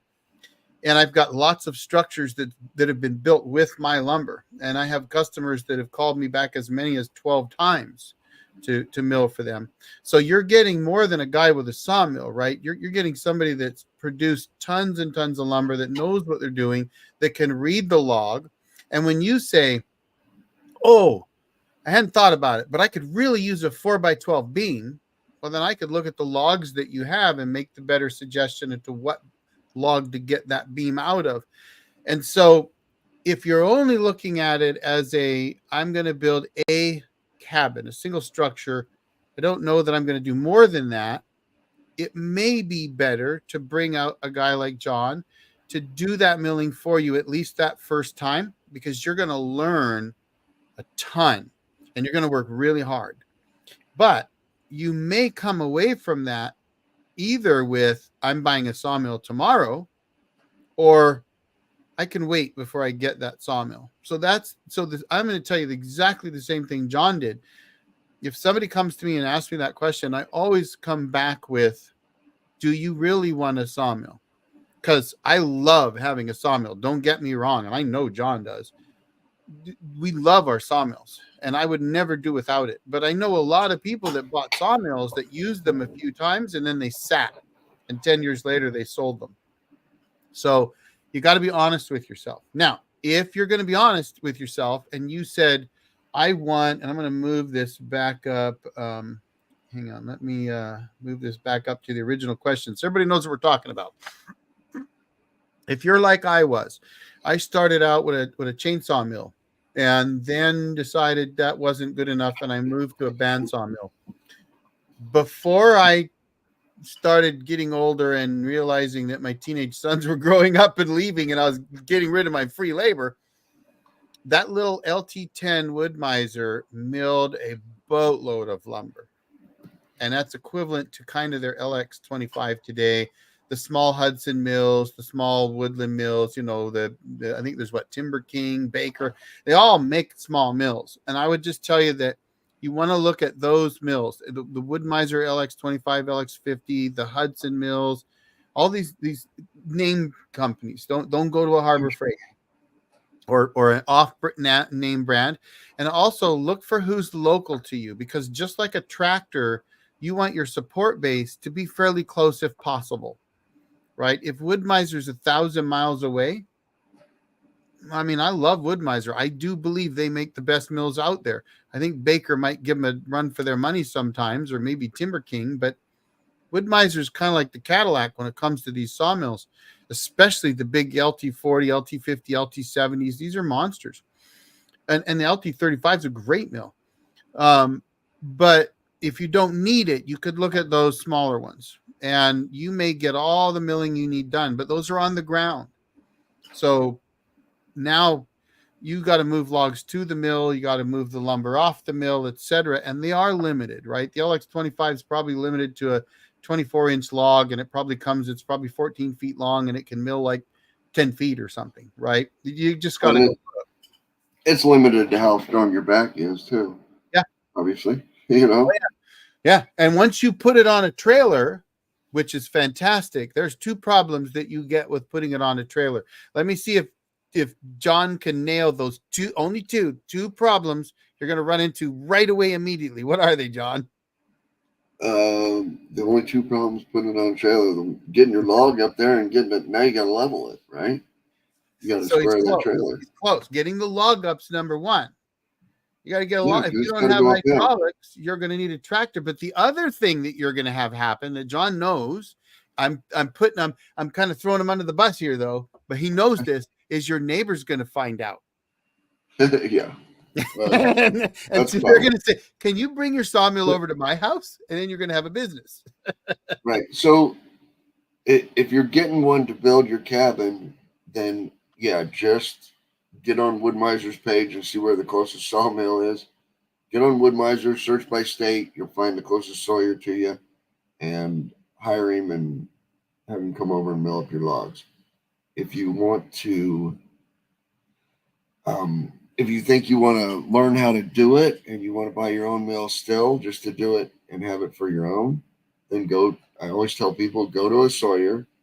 Wood-Miser again right on their page says that who will give demonstrations for their sawmill, and just go over there and get a demonstration from him and see if you like it, and offer to carry a few boards for him and turn a few logs for him and see if you like it. Then if you do, and then if you want to go get dusty and you want to learn it, you want to take the time to learn how to do those logs and cut that lumber, and then go ahead. But to me, I like whatever.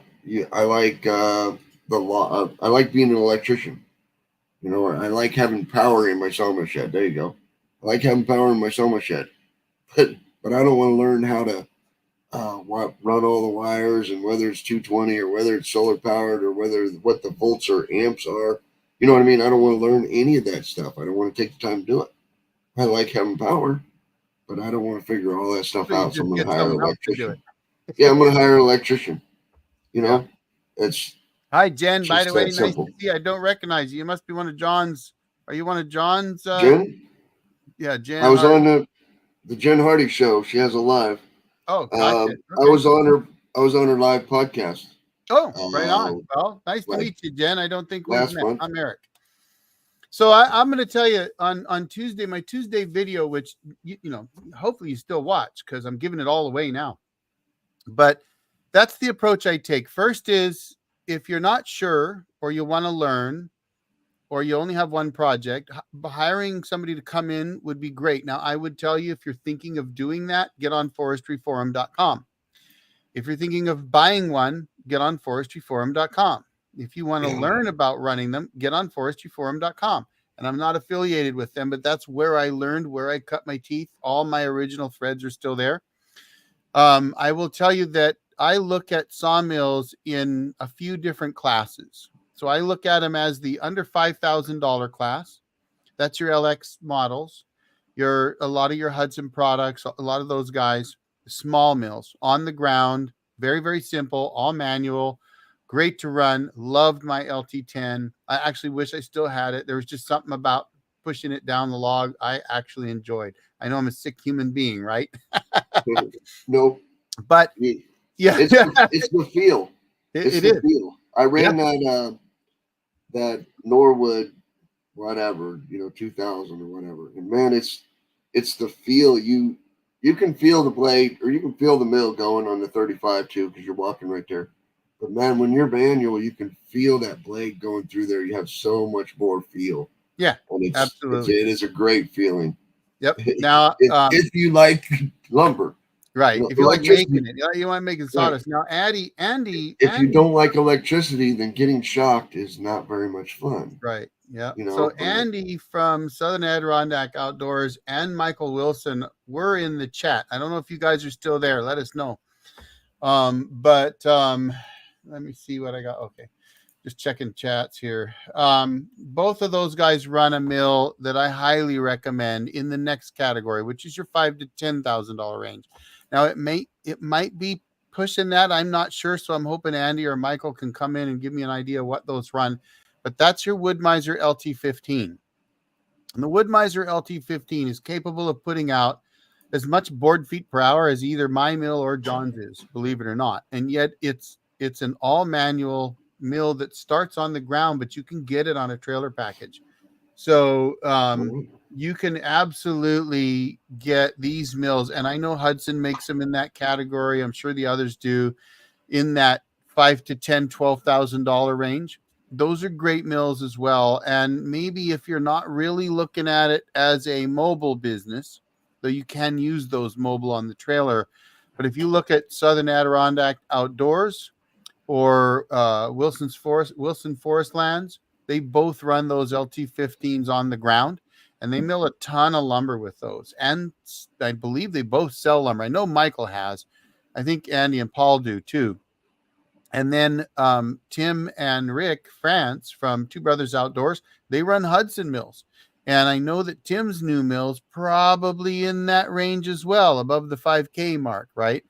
They mill a ton of lumber on those. So that's a great option for somebody who maybe wants to get in the business, thinks that they could be selling some lumber at some point, but they're not ready to jump into a mill like the Arrowhead Carpenter who's on here. He's got a wood miser, and I always get this wrong. I want to say it's an LT20 or 28 or 25. It's an LT20 series. There, I got it right.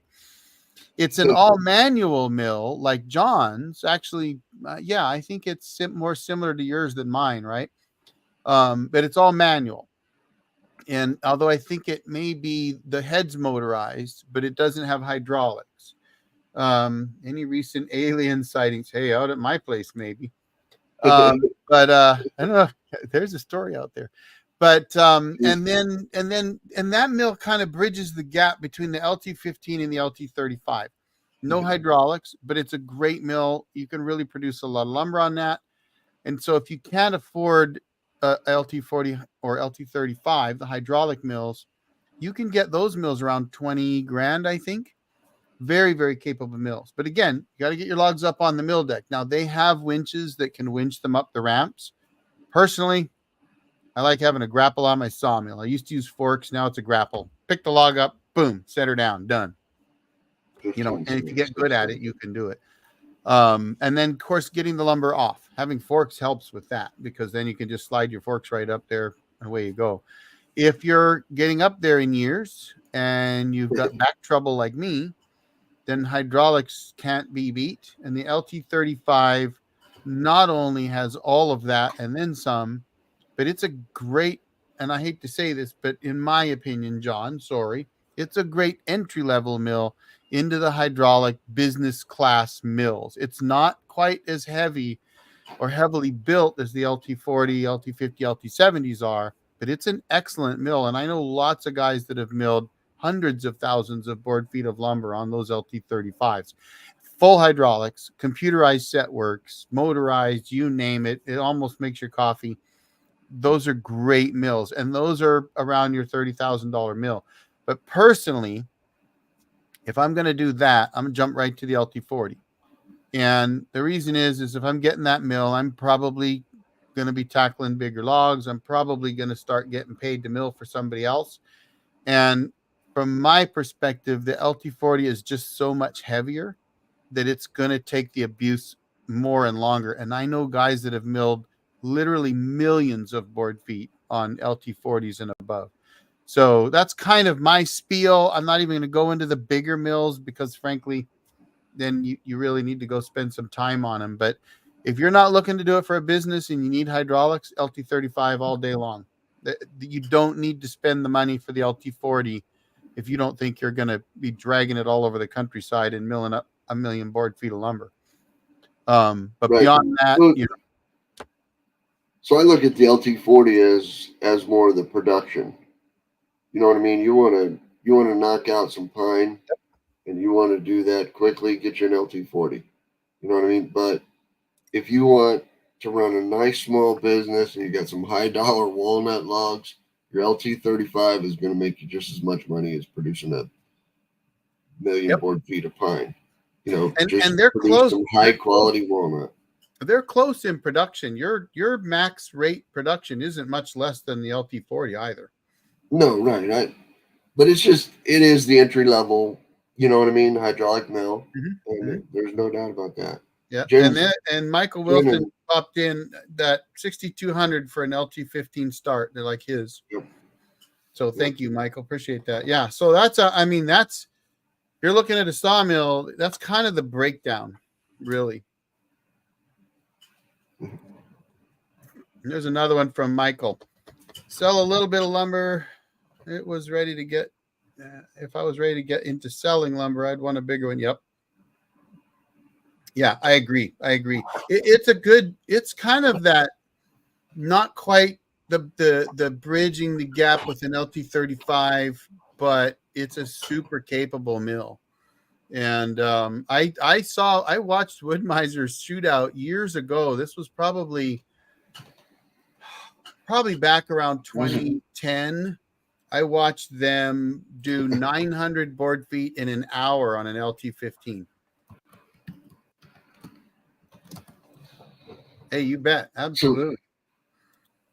Jen, sorry, we're distracted. No, you're not. It's okay. That's her husband, David, right there. Oh, is it? Oh, yeah. Nice to meet you, David Hardy. Where are you guys? Wait, what's? Oh, bacon shirt. You like bacon? They're in Florida. They were in that Florida. Freaking Eye of the Hurricane Milo. They're going live. Boy. Eye of the Hurricane. And she runs a real popular. All right, podcast. Jim. Hopefully it goes well for you. I get to see mine on Tuesday. What's today? Oh, I get to see mine sometime this week in 4 days. Both of them. But all right. So what else we got? Any more questions? We still got a few folks out there. We've been going just over an hour and a half. Any more questions? Power supplies, batteries, life, cougars, bears, wolves, oh my, cabin stuff, whatever. Ask away. We're just here to BS and have a good time and answer your questions. So don't be shy. The alien sightings, those are over, Jen. No more alien sightings. Actually, the farmers. That was my short about the aliens. Oh, was it? But the farmers are in the field across the street at night. They got like 100 lights on their, Did you see that video that I put out? Oh, in the winter with the big glowing orb in the sky. Oh, you never saw that? So I was out at the cabin, and it might have been. It was in the middle of winter. I don't remember exactly when. It wasn't real bad because there wasn't a lot of snow. So it could have been, maybe it was late winter, early spring. I don't remember, but I'd gone outside to check the temperature. I don't have I have a indoor outdoor thermometer, but it's indoor and indoor. It shows me the temperature at the base of my batteries in my room that my batteries are in. All my solar power is in there now, and my composting toilet. So I'll go out on the deck in the morning and just check the temperature out of curiosity sometimes. And I was doing some filming. And so I go out on the deck and I'm drinking some coffee and I'm looking around and I'm talking to the camera. And I look up and I see this bright ball of like fire in the sky, but it's like not in the sky. It's in the hillside. And I'm going, wait, that's not even in the horizon. That's down below the hill. Like, that's a big light. Like, it looked like someone was like, there was a spotlight aimed at me. It was huge. It was crazy. And so I kept looking at it. And I'll be honest, I was kind of getting weirded out by it because I was like, okay, is that someone spotlighting me from the hillside about 200-300 yards away, right? And I kept going, all right, that's it. I gotta go and investigate this. So I go back in the cabin, but I'd been drinking coffee all morning. And I'm, wait, what year is this? I'm like 59 years old, aren't I? So, you're drinking a lot of coffee in the morning. You got to get some business done. So I had to take care of some business before I could go check it out. And I go back out and I'm going to jump in my truck and head up the hill and go find out who's got a spotlight on my property. Because it was, we're talking a bright, big kind of light shining through the trees and it looked like it was below the hill. What I didn't notice was that there's actually a saddle in the hill right there. and it was the moon sitting right on the horizon in that saddle. And because the trees are all growing up on the hillside, it looked like a light in the hillside, right? So I'm like, I got aliens here, but it was just the moon on the horizon. Oh, good Lord. All right. $2,000 to get the kick to make it mobile. Yeah, that's not bad at all. All right. What else we got? Stream elements. That's a 404 error link. What? Why are we getting that? Who's getting a 404 error? I don't know. That's what she says. She's getting off my stream elements. Oh, off yours? A Yeah, bad gateway off my too? channel. Wow. That's I don't not know. good. I don't understand it. I don't understand what they're saying. So there must be It a worked for me. disconnect somewhere. The 8-ball worked for me. What's You see the 8-ball? stream elements? What's You that? see the stream elements answered right there? Stream elements. Oh yeah. Okay. Yeah. The 8-ball. Oh, That's the 8-ball. whatever. Says, You guys play with this stuff too much. I don't do all that. Oh gosh, I didn't know what you were up kidding. to. Yeah. Okay. So It's stream elements. Type I don't. exclamation point 8-ball. I'm just here to answer questions and BS. You guys figuring out all this technical stuff, and I'm a technical geek too, but not for. I got better things to worry about. So, all right, where are we at? Oh, they raised the mobile kit to 2,200. Okay, he's gone now. Anyway, Tim had to leave, Michael. So thanks for checking into that, though. And we lost Andy, I guess. I think it's past Andy's bedtime, though. So what else do we got? We still got a few folks out there. I'm willing to go. And basically, here's how it goes. I'll keep going if you got questions, if you want to talk about something. So be sure to toss those out. And David, is that for John or me? Either one of us. Thank you for that. That's awesome. And I got to scratch an eyeball here. Sorry, guys. But we're here to answer questions and BS with you. So you ask, we'll still keep going. If you don't, well, then that's okay. All right. What else do we got? I think I've gone through what I'm working on. I will tell you that the DC to DC converters, some of you have mentioned those in the past on my channel. I'm actually was aware of those, but I'm a busted up old jarhead living on a fixed income, and I couldn't really afford to get them. But I did get 2 recently. And those I'm going to be playing with, and I'm excited to play with those because I've known about them because I've been into the overlanding kind of stuff for a while. If you don't know what that is, it's basically kind of like car camping in a Jeep, although a lot of people do it in Toyotas and whatever. Put a rooftop tent on your rig and get your rig up so that you can go wheeling somewhere and go camping. And I put out a video in the summer, actually, when I went out for my birthday and headed up to a lake at about 4,600 feet in elevation and did some fishing out of my canoe. And because I've become a busted up old jarhead over the years, I had to use a motor. So I used one of my batteries and a motor and tootled around. It was great. But so I've known about DC to DC converters for a while. Just about everybody in the overland community uses them. Hook it up to your battery so that it's getting power straight from the alternator. Run heavier gauge wire all the way back to your power station, your batteries, whatever you've got.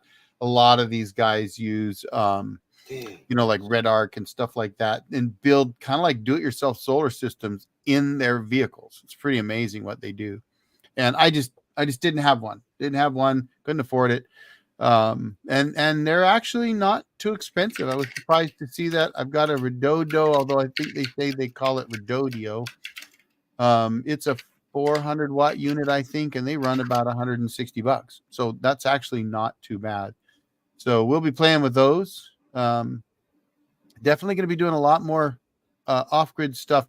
I will tell you that those that don't know, the off-grid power stuff, in part, other than my channel's always been about my cabin, in part is just because I'm not able to do as much sawmilling and cabin building as I'd like right now. So I'll keep doing off-grid videos until I can get, and cabin videos whenever I can get up there. I am getting up there soon. I've got to get up and order roofing for the Cosmic Privy Outhouse. and for the storm doors in the back room, because that is almost done. And I am hell bent on getting that sawmill up and running, hopefully in about 2 weeks, to start milling live edge uh, paneling for the or siding for the outside of that room. And if I can get my buddy Robert to come up, who's really into doing electrician stuff, and I'm not. I mean, I can do it. It's not my thing. He's planning on coming up, and we're going to take a real serious look at how we can take my cabin power and clean it up, because every time I've worked on it, it's been basically in an emergency, and so things just get run right. So if you watch my channel at all in the winter, you know that I ran up there in January when it was going to dip down to supposedly 15 below zero, but it got to 30 below, and raced to get my LifePo 4 batteries into my heated back room and move all my solar power and everything back there. And we literally just started running wires, and it's a mess. So hopefully he can get up there and help with that, and we'll put some conduit through the wall, and I'll finish the siding on that back room, and that's going to help a lot. And then I will be working on the inside. We'll get the wiring cleaned up, we'll get everything installed better, nice clean install, and then I've got some plans for that back room. But we'll be doing some power station work at the same time, because when we take the power down, I'll be able to fire up a power station to run the cabin off of. And the only unfortunate part is the power station that I may be using is limited to 400 watts of solar, and I've got my small array is 600 and as much as 670 if the sun's just right and the temperature's right. I don't think that'd work really well. So we'll see whether I bother that. Though I may get a 400 watt foldable solar panel pretty soon too. I don't know when I will. They don't have them in stock. I'm curious how well those work. I've had 100 watters and 200 watters. They work okay. They're fine. I kind of don't like them in the sense that when you fold them up and then you unfold them, you can't get them perfectly aligned at the sun very easily, because they're like, it's like a piece of paper that you fold it up and then you unfold it and it stands up. That means that you've got a lot of angles. And if you've got a lot of angles, you're not going to get optimum solar out of it. So it'll be interesting to see, can you really get 400 watts out of one of those? I've actually never gotten 100 watts out of a 100 watt foldable solar panel, because it's never been set perfectly perpendicular to the sun in just the right conditions. And that's not unusual. It doesn't mean it doesn't work. It's just the way it is sometimes. So all right, where are we at? That didn't show up on Stream Elements on who got the gifted memberships on my channel, did it? You did, but it did right, not. But who got them? Go here. Usually, I think that's the first time. So it's always just random when you give away membership. But yep. David Hartley got one. David Hartley, who's in the chat, who just gave me the $5, he got one. He got one. Carnivore Backwoods. You remember him? He was on Two Brothers Outdoors Live. I know Carnivore Backwoods. Kyle Markley, I know him. Old Man in the Saw, I know him. That's like 4 out of the 5 that I know. Oh, so Dave got one. I'm trying to see where Dave got one. Oh, here we go. So Belladonna got one. Electric Buzz, Jeff Williams 80, Cheryl. No, that's yours. Yeah, these are mine. I'm saying, and then A Cam. So those guys all. That's so that I'm always hoping that Michael Wilson or somebody's going to get one, but sorry guys. Well, that's what I'm saying. This is the first time. That's my son-in-law got one. Oh, Carnivore Backwoods, and David Hartley got one. 4 out of the 5 I knew. That were on the channel. That's awesome. All the other times I've ever given them away, it's just been to random people that I just have never heard of before. Very cool. All right, what else we got, folks? Got any questions? You want to know? What do you want to know? I want to know. I'll tell you what I want to know. Okay. I want to know how long you can run that generator on your propane tank. Have you ever figured that out? It uses about half a gallon per hour. Half a gallon an running hour. At least about 3,000 watts. Okay. I think the max they predict it would use would be 1 to 1.5 gallons. I've never seen it use more than about a half a gallon. So if I could use all 450 watts that or watts Gallons. gallons that they Right. put in the winter, because in the winter they'll fill it up. Well, it's probably more like 425. They get it up to about 85% because Right. it's winter and you can get away with it. So theoretically, I could run it for over 800 hours straight, and it Later, does Jen. have. Good luck. It has a God an emergency. Oh, okay, Jen. Well, hopefully hopefully everything works out. But I theoretically could run that thing for like close to 100 hours. No, not 100 hours, 1,000 hours, about 800 hours. Yeah. Right. Now it's not. I don't Well, think that's what I don't think it's running right now. I did have a problem this last time at the cabin. The first time I've ever noticed it happen. And the generator is putting out some crappy voltage right now. It's running about 115 to 116 volts. Now, technically, North American standards is +5, -10. So -10 or -20 now. I can't remember, but it can drop down to 108. So -10. Yeah. So 108 to 125 is acceptable voltage in North America. So theoretically, 115, 116 is okay, and it is running 60 hertz. But what happened was I was running the generator because it'd been pretty cloudy, and I decided, why not? I'll just run the generator, get the batteries topped off, and use it to run my miter saw, and which I don't need to do, but it comes from the lead acid days where you just do that because you don't want to drain your batteries. And every time I started to run it, at first it would run fine, and then I would hear this beep, and all of a sudden all my batteries would drop all the. So they have an amp reading on the front that tells you, how many amps they're either drawing in or kicking out, right? And they would go to zero. It would zero out the batteries, and it would tell me that it's gone into bypass mode, which is normal, but that means that the charger kicked off. So it's in bypass mode, meaning that it's pulling all of the power off the generator, but it's not charging the batteries. So I don't know if the inverter charger didn't like the power coming in and shut down, or if the generator wasn't capable of putting out the power needed to run a 1,000-watt charger while running a saw that can draw as much as 1,800 watts. Now, a 6,000-watt generator should be able to do that without batting an eye, but it is 11 years old and hasn't been serviced in 9 years. I don't think. Right. So probably it's the generator, and it probably needs a good service. That's my guess. But all I did was shut it off and ran off my batteries, and they didn't care. I could run. I'm so cautious because of my flooded lead acid battery days that I'm just, it's like a habit, right? I want to run my saws. I'm going to fire up my generator, but I don't need to.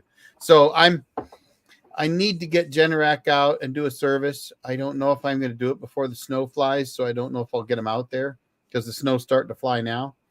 But I think I need to get them out and do a complete service on that generator and make sure that because I know you can adjust it back up to 120 volts, and I'd like them to do that and maybe do a load test on it and find out, can it really put 6,000 watts out, or is it starting to fade on me after 11 years? Michael, I know, right? I guess it's it's like there's 14,500 people that wants to give it to somebody else all the time.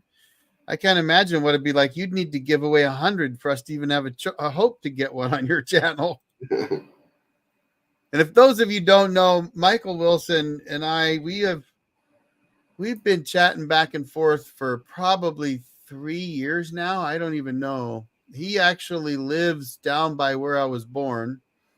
And in fact, we figured out we were born in the same hospital.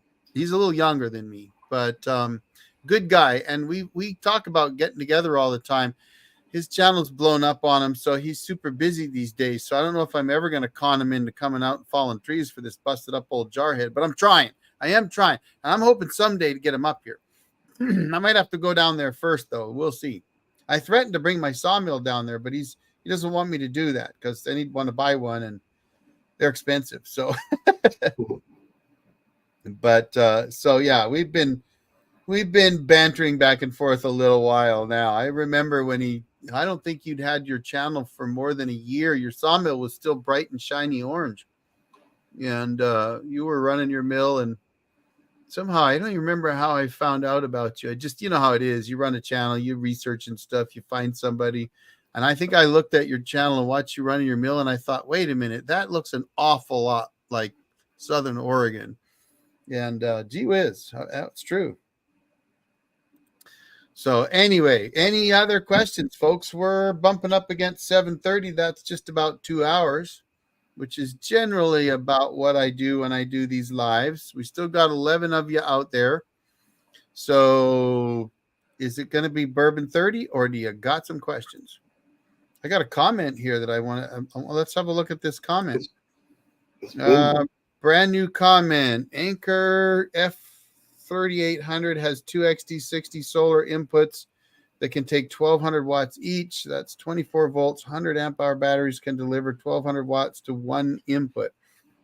Actually, that 24 volt 100 amp hour battery could deliver 2560 watts, and it could do that to multiples. So that's over on my channel. But if you figure a 24 volt battery is 25.6 volts times 100 is 2560. So to answer his question, yes, it can deliver 1200. It could actually deliver twice that, though typically the cutoff on a 100 amp hour battery, it's all about the BMS. So the batteries that I did, the lead time batteries I looked at a couple videos back, those have a 200 amp BMS, and they will allow you to draw that 200 amps, but it's more like 100 sustainable. So the 24 volt battery, 100 amp BMS, I'd have to look at the specs on it because they're all different, but it could definitely do 1200, but I bet you can do 1200 to both two power stations at once. And I am going to do that video within probably the next week, where I'm going to do two power stations off one battery, maybe three, as well as two batteries into one power station. So we'll be playing with some of those just to kind of show you some options. And again, this is not like a permanent solution kind of thing. This is the power's gone out. I'm going to be down for 2 or 3 days or whatever. You know, can I keep my fridge running and keep my food from spoiling over that period of time? Maybe run some lights and charge up a cell phone or something. Yes, you can absolutely do that. If you're in a situation where power is going to be down for 2 or 3 weeks, well, then you need a lot more solar. I'll tell you that, or a generator or a DC to DC converter to charge those batteries up. But you can do that, absolutely. You have seriously thought about coming up. Does that count? I don't know, John. What do you think? He's not on here with us, so he can't really defend himself. You know, Michael, it's just, you know, I guess it's kind of like saying I was thinking about falling that tree. Is it on the ground? I was thinking about it. I think you should come up. I think we'd have a great time, and I think our subscribers, our viewers would probably really enjoy that. What would be really fun, I got to tell you, what would be something seriously fun would be if the bunch of us that do the forestry roundtable could meet up in the woods in, like, I don't know, Wisconsin or something, you know, maybe at Arrowhead's place, and just sit around a big old fire and BS for a couple hours and just film it and just throw it out there. But isn't that where the forestry forum has their? No, Michigan, they do one in like Michigan. Is that Michigan? Yeah, I think there's one in Michigan, and then Jake Dean used to do one down in Georgia. I don't think he did one He did one this year that I was Yeah. going to try to get to, but I wasn't in a position to go. And I told Lynn and others that, I mean, I'm 3,400 miles away. So that's kind of a challenge for me to get that far. And I don't like flying a whole lot with my back the way it is. So it'd be a long day. But, and, you know, I put out 3 videos a week on my YouTube More than a channel. long day. So yeah, you know, could you imagine, like, for me to travel somewhere for a week, I've got to try to get 6 videos out and have video ready to go for the following week when I come back. And I did recently kind of skip a couple days. I don't know if anybody noticed that. If you watch my videos every day, it's usually Tuesday, Thursday, Saturday, over and over and over again. And then all of a sudden it went Tuesday, no Thursday, no Saturday, or no, I think it went no Tuesday, Thursday, no Saturday. And then I came back on Tuesday and started going again. And that was the trip we went up to the cabin. And that's another good thing to mention while we're here, BS, and waiting to wind down here. If I don't answer comments, I try to answer every comment I can, though I'll be honest, sometimes when you get 10 or 15 comments deep, it's hard to keep up and keep going, but I do try to answer them. So if you make a comment on one of my videos and I don't answer you right away, probably within 20 minutes to an hour, if it's not the middle of the night anyway, then I'm probably at the cabin. I do not have internet at the cabin. I used to. I had a HughesNet up there. That's why you see those 2 little dishes. When I was living up there, I lived up there alone. It was nice having TV, so I had satellite TV and I had HughesNet internet. I don't any longer. I decommissioned those a long time ago, but I am looking at Starlink, and I will probably get a Starlink connection up there sometime soon. I will tell you there's something else I'm going to do, and that is I'm going to get a drone. But I got to take the FAA drone course and get my license, because you do actually have to have a drone license if you're going to use drone footage on monetized videos. So thank you for all being here and helping me be monetized. But in order to put drone footage out there so that you could see those cool shots, which I would love to bring to you because there's so much more to show you out there, I have to have that license, or you can get a pretty heavy duty slap on the wrist. So, oh, we got Tom and Tammy, 600 amp hours. Yeah, you guys have a monster system. If you guys haven't checked out Tom and Tammy's off-grid homestead, they've got a serious off-grid power system. 600 amp hours. Yeah, I've got 360 amp hours at 24 volts. So that would be the equivalent of 180 amp hours at 48. Gives you an idea how big his system is. That's huge. Absolutely. All right. Well, I think I'm going to call it quits, guys. Appreciate everybody being here. I really do. I hope you enjoyed the stream. I did not have any advertising running tonight, so my plan is for future lives, I will try to do that. I also do lives. I do try to do lives about twice a month. I usually join the Forestry and Sawmill Roundtable as well. We have a lot of fun. You'll see John on there, Rick and Tim, Andy and Paul, Michael Wilson joins quite often. We have a good time over there, and I still try to join those.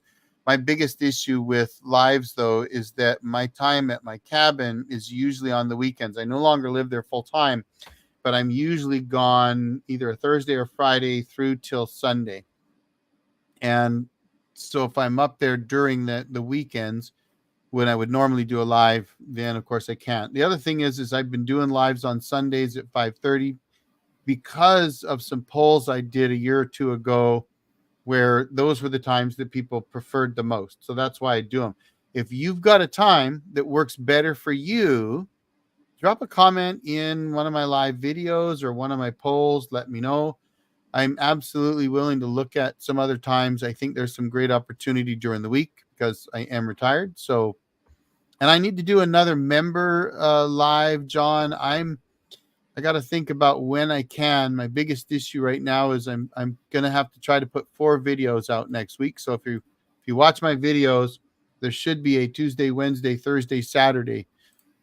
So that's my goal, but that means a lot of filming and a lot of editing, and it can take I can usually edit 2 minutes of video in about probably an hour. So if I put out a 24-minute video, you're looking at up to 12 hours of editing to get that done. And it might only take me an hour to film it, but then I'm going to be editing for 12 hours, the life of a YouTuber. So if you don't know, folks, I probably work sometimes 50 to 60 hours or more a week putting these videos out. So it takes a lot of work, but I do plan on trying to get 4 out. There will be my sawmill video coming out on Tuesday. That one should be a lot of fun. There'll be a bit of recap on that, answers a question we answered tonight. And hey, maybe John will put one out too. But then I've got some power station antics coming out, some tips and tricks kind of things. And I've just got all kinds of stuff coming out, folks. My plate is about 3 times full with all of the power stuff I'm doing. And if you've got power questions that I didn't answer tonight or you were thinking about, don't be shy. Drop it down in one of my videos. Ask the questions. I always try to answer them. And if you're looking for a video topic, well, that sometimes is where I get those video topics from. So you ask questions. That's when we do that. So you ask them, I'll try to do videos on them. And yes, hopefully everything worked out for Jan. That's unfortunate. I'm not sure what happened. All right, guys. I think I'm talked out for the night. Thanks everybody for being here. John, thanks for being here. I'm sure you got some videos coming out. Yep. Yes, I'm I got them coming out all the way till the 9th. I'm ready. They're scheduled till the 9th. Oh, so you're ahead of the game. You're not like me filming on a Monday to get out by Tuesday. So my membership's a little different than yours, because I was looking at your membership, and yours is they get to see the videos early, and you put out that you schedule them to go live, later, right? Or to go on YouTube later. Mm-hmm. And mine is members only exclusive videos. So it's different. Well, I have some of those. I do have videos right. that are. But I'm talking the older perks, the membership perks. Your perks don't actually say exclusive members only videos. Right. So when you schedule them, that's cool. But I've always just uploaded mine and then scheduled it. And if I get like 2 weeks ahead in my scheduling, great. Mm-hmm. But I thought, wait a minute, I can just hit the members first. And if they see it 2 weeks early, it doesn't really matter. You know what I mean? Right. So I've been doing that too. Now, how many videos a week? How many videos a week do you put out? I have failed miserably in the last month, 2 months probably. I've failed miserably in any kind of schedule. Oh, okay. It's fall is harvest season. Everybody wants lumber. You got to get the soybeans out. You got to get it's hunting season. It's everything. The fall is right, and I'm putting out videos. So now it's raining for the next 3 days too. So hopefully I can get out some more videos. But I try to get every 3 days, every 4 days, putting out a video. Yeah, I'll tell you, the funny thing for me is when I was milling all the time, it was actually easier to get videos out because I had so much content, right? I mean, if I went and milled on a weekend, I milled, 12 to 14 hours. That's 12 to 14 videos potentially, right? And so I would get behind in terms of my videos would come out sometimes 2 or 3 months after the fact. But I had so much content, it was easy to keep them coming out, right? Right. And when I committed to 3 a week, which was back in April of 22, I had the content. Today, because I'm not milling as much and I'm not working on the cabin as much, it's actually more work. And so I'm actually more behind them. They're coming out faster. So like if I film a video Monday, it's usually coming out Tuesday. And then usually I'll film on Tuesday, it'll come out Thursday. And then maybe Thursday I'll film and it'll come out Saturday. You need to get ahead. Yeah, and that is true. So I do hope to, but I'll be honest, I don't know how long I can keep up. And for those that are still remaining, thanks for sticking around because you're getting some inside scoop here. But I don't know how long I'll be able to keep up the 3 videos a week. And one of the reasons for that is trying to make higher quality videos. So the challenge with 3 videos a week is you cut your editing time down. So I said earlier about an hour for 2 minutes of video.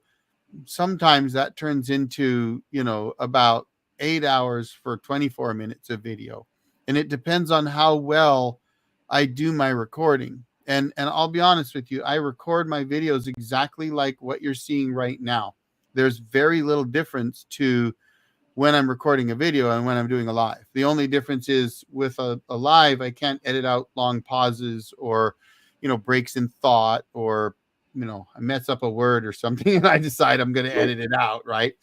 But other than that, I try to do my lives straight off the cuff. I'm not scripted. I do use an outline most of the time, but it's actually more of a reminder. I just try to have something because I have a tendency to get off track. So I try to have, I try to have something to keep me from getting off track. But otherwise, that's it. I'm going to go sit down. I've got a video in mind, something I want to answer typically. So if a viewer asks a question that I see it asked enough times, then a lot of times I'll think, okay, I should make a video to answer that question. Maybe it'll help. Or if I have some new fun thing I want to try, because I'm one of those guys that like I'm going to run a freeze dryer, I think, off a power station and see how long it'll work and what happens. Because they can be pretty hogs. They're pretty big hogs. And so I'm kind of thinking that could be a fun one to really, put like 8 or 10 kilowatts of power behind a good power station and try to run a freeze dryer. Cause they've got a big vacuum pump, right? Those things got to suck some power and they got to drop down to like -40 Fahrenheit inside the freeze dryers. So that'd be kind of a fun thing to do. And that's kind of the stuff that I'll do. I'll be like, I wonder if I can do this. So one video I'm working on this week is I thought, and I mentioned this at the beginning tonight, I thought if I can just plug a battery in, and of course you can, right, into a solar port on a power station, well, why can't I do that on my camper? So that's what I'm going to do. But then I found out my camper, the solar ports are not, there's no MPPT controller. It's just ports that are wired directly to the battery bank.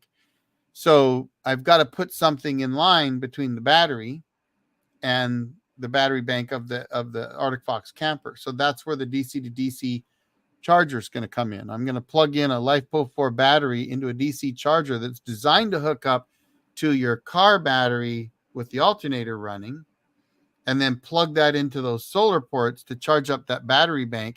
And that should work. You can also run solar off of that. And I may also try to do that. We'll see. And that's what it is. It's just all, and actually, Tom, it's you and Tammy is why I started thinking about doing that. Cause I have a Harvest Right medium freeze dryer. And you asked about that in one of my last lives. So that's where that came from. And that's where I get a lot of my ideas. You guys ask questions and I'm like, yeah, why not? So you have a bunch of these batteries right at your house, not at the cabin, right at your house. Yeah, that you right can now, run the videos off of and do tests. Oh yeah, yeah. Like I've got 2 new batteries I'm going to be showing off Wednesday. One is a right.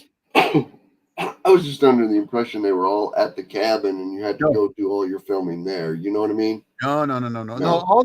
So if you see me filming with the paneling behind me, right? I know that's at your house. Yeah. But I thought all the batteries were still at the cabin and you had to like film them.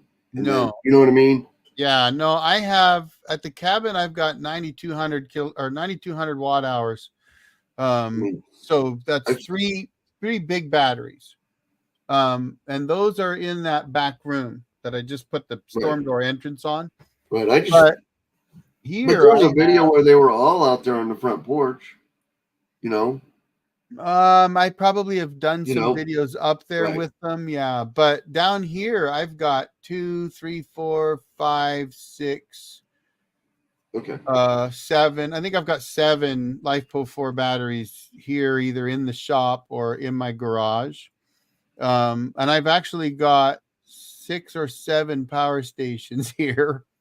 And I am going to be doing a video pretty soon with all the power stations. I'm going to be putting them all on the bench and and showing you one that is super different, super unique, very powerful, very different. It's not inexpensive, I will tell you that. So if you're looking at those $500 power stations, this one ain't one of those. This one's about $2,500 on sale. It's a monster, but it was just so different. Built by aerospace engineers. So you can imagine it's not like the typical power stations you see. It don't look like them, and it's built different. But and that's one I'm testing literally right now. And I don't know if I can. Here, let's see if this works. I don't know if this will work. I'll see if I can show it to you. Like, this will be an exclusive behind the scenes on a live with the old Jarhead. So if you want to see something crazy looking, let's see if I got a picture of it. I may. Oh yeah, I do. So this is actually, let's see if this works. See if you guys can see this. You see that? Yeah. It's silver. Yeah. Looks like a suitcase. Yep. That's actually a 4,000 watt hour power station that's about half the size of the equivalent, Blue Eddy or whoever. It's a monster. It's made with EV battery cells, top grade cells. They took the AC chargers out of it. So because it's small, it's really small. So they remove the chargers and they give you two 500 watt chargers that you plug into it instead. And so they've compacted this thing. But one of the unique features is you can completely pull the thing apart. Now, of course, it's got the you sticker on the side, avoid the warranty or something like that. But they designed it so that if you get a bad cell or you wear it out and all the cells are bad, you can actually just change the cells out, put new cells in it. That's a super unique feature. Like, that's unheard of. I've not heard of a power station company making a power station that you can pull the power cells out of, the 3.2 volt LifePo 4 cells, and then put new ones in. That's crazy. And it's aluminum. So it's made for you to take it apart and put it back together. And it also has a lot of inputs that are in and out. So the DC stuff's literally labeled, so many volts, so many amps, input, output, DC power or whatever. It's got an Anderson plug connection. It's got XT90s. It's got I don't know. It's got a bunch of stuff. Plus, on the readout, most of those power stations, they read wattage, and they probably, I don't even think they read voltage. They give you a percentage, 100%, so many watts or whatever. This one tells you the percentage of charge, the amount of amp hours it has, the amp draw, the voltage, and the cell voltage of each of your cells. And they have COM ports and test ports, and you can actually hook up a cell balancer to balance the cells in the unit if one should get out of balance. This thing it's wild. It is a step up in the world of power stations. And this company actually, it is a Chinese company, though they have an American component. So the American component is who I've been dealing with, but their main builder is one of the biggest builders of EV batteries for the Chinese market. And and I think for power stations too. So these guys are aerospace engineers that are now working with them building this new unit. So you can see the aerospace influence when you see it. Like, you saw that picture of that silver suitcase looking thing, right? That ain't like any power station I've ever seen. Yeah, it looks like an ammo can. Yeah, right. 4,000 watt hours too, but it weighs 65 pounds. And that's another video that I'm going to be doing soon. How big of a power station should you buy? Because I think that, like, for me, I can no longer lift 65 pounds. Maybe I will be able to sometime in the future, but right now I'm really limited to about, between 25 and 50 pounds, and 50's getting in the upper end of where I push in my luck, because I have a couple discs that are off off center from one another. And if you lift up something that's too heavy and you twist wrong, then you're going to be in a walker real fast or a wheelchair. So I have to be really careful. So this thing at 65 pounds, I have moved it a couple times, and it's heavy. That's really heavy.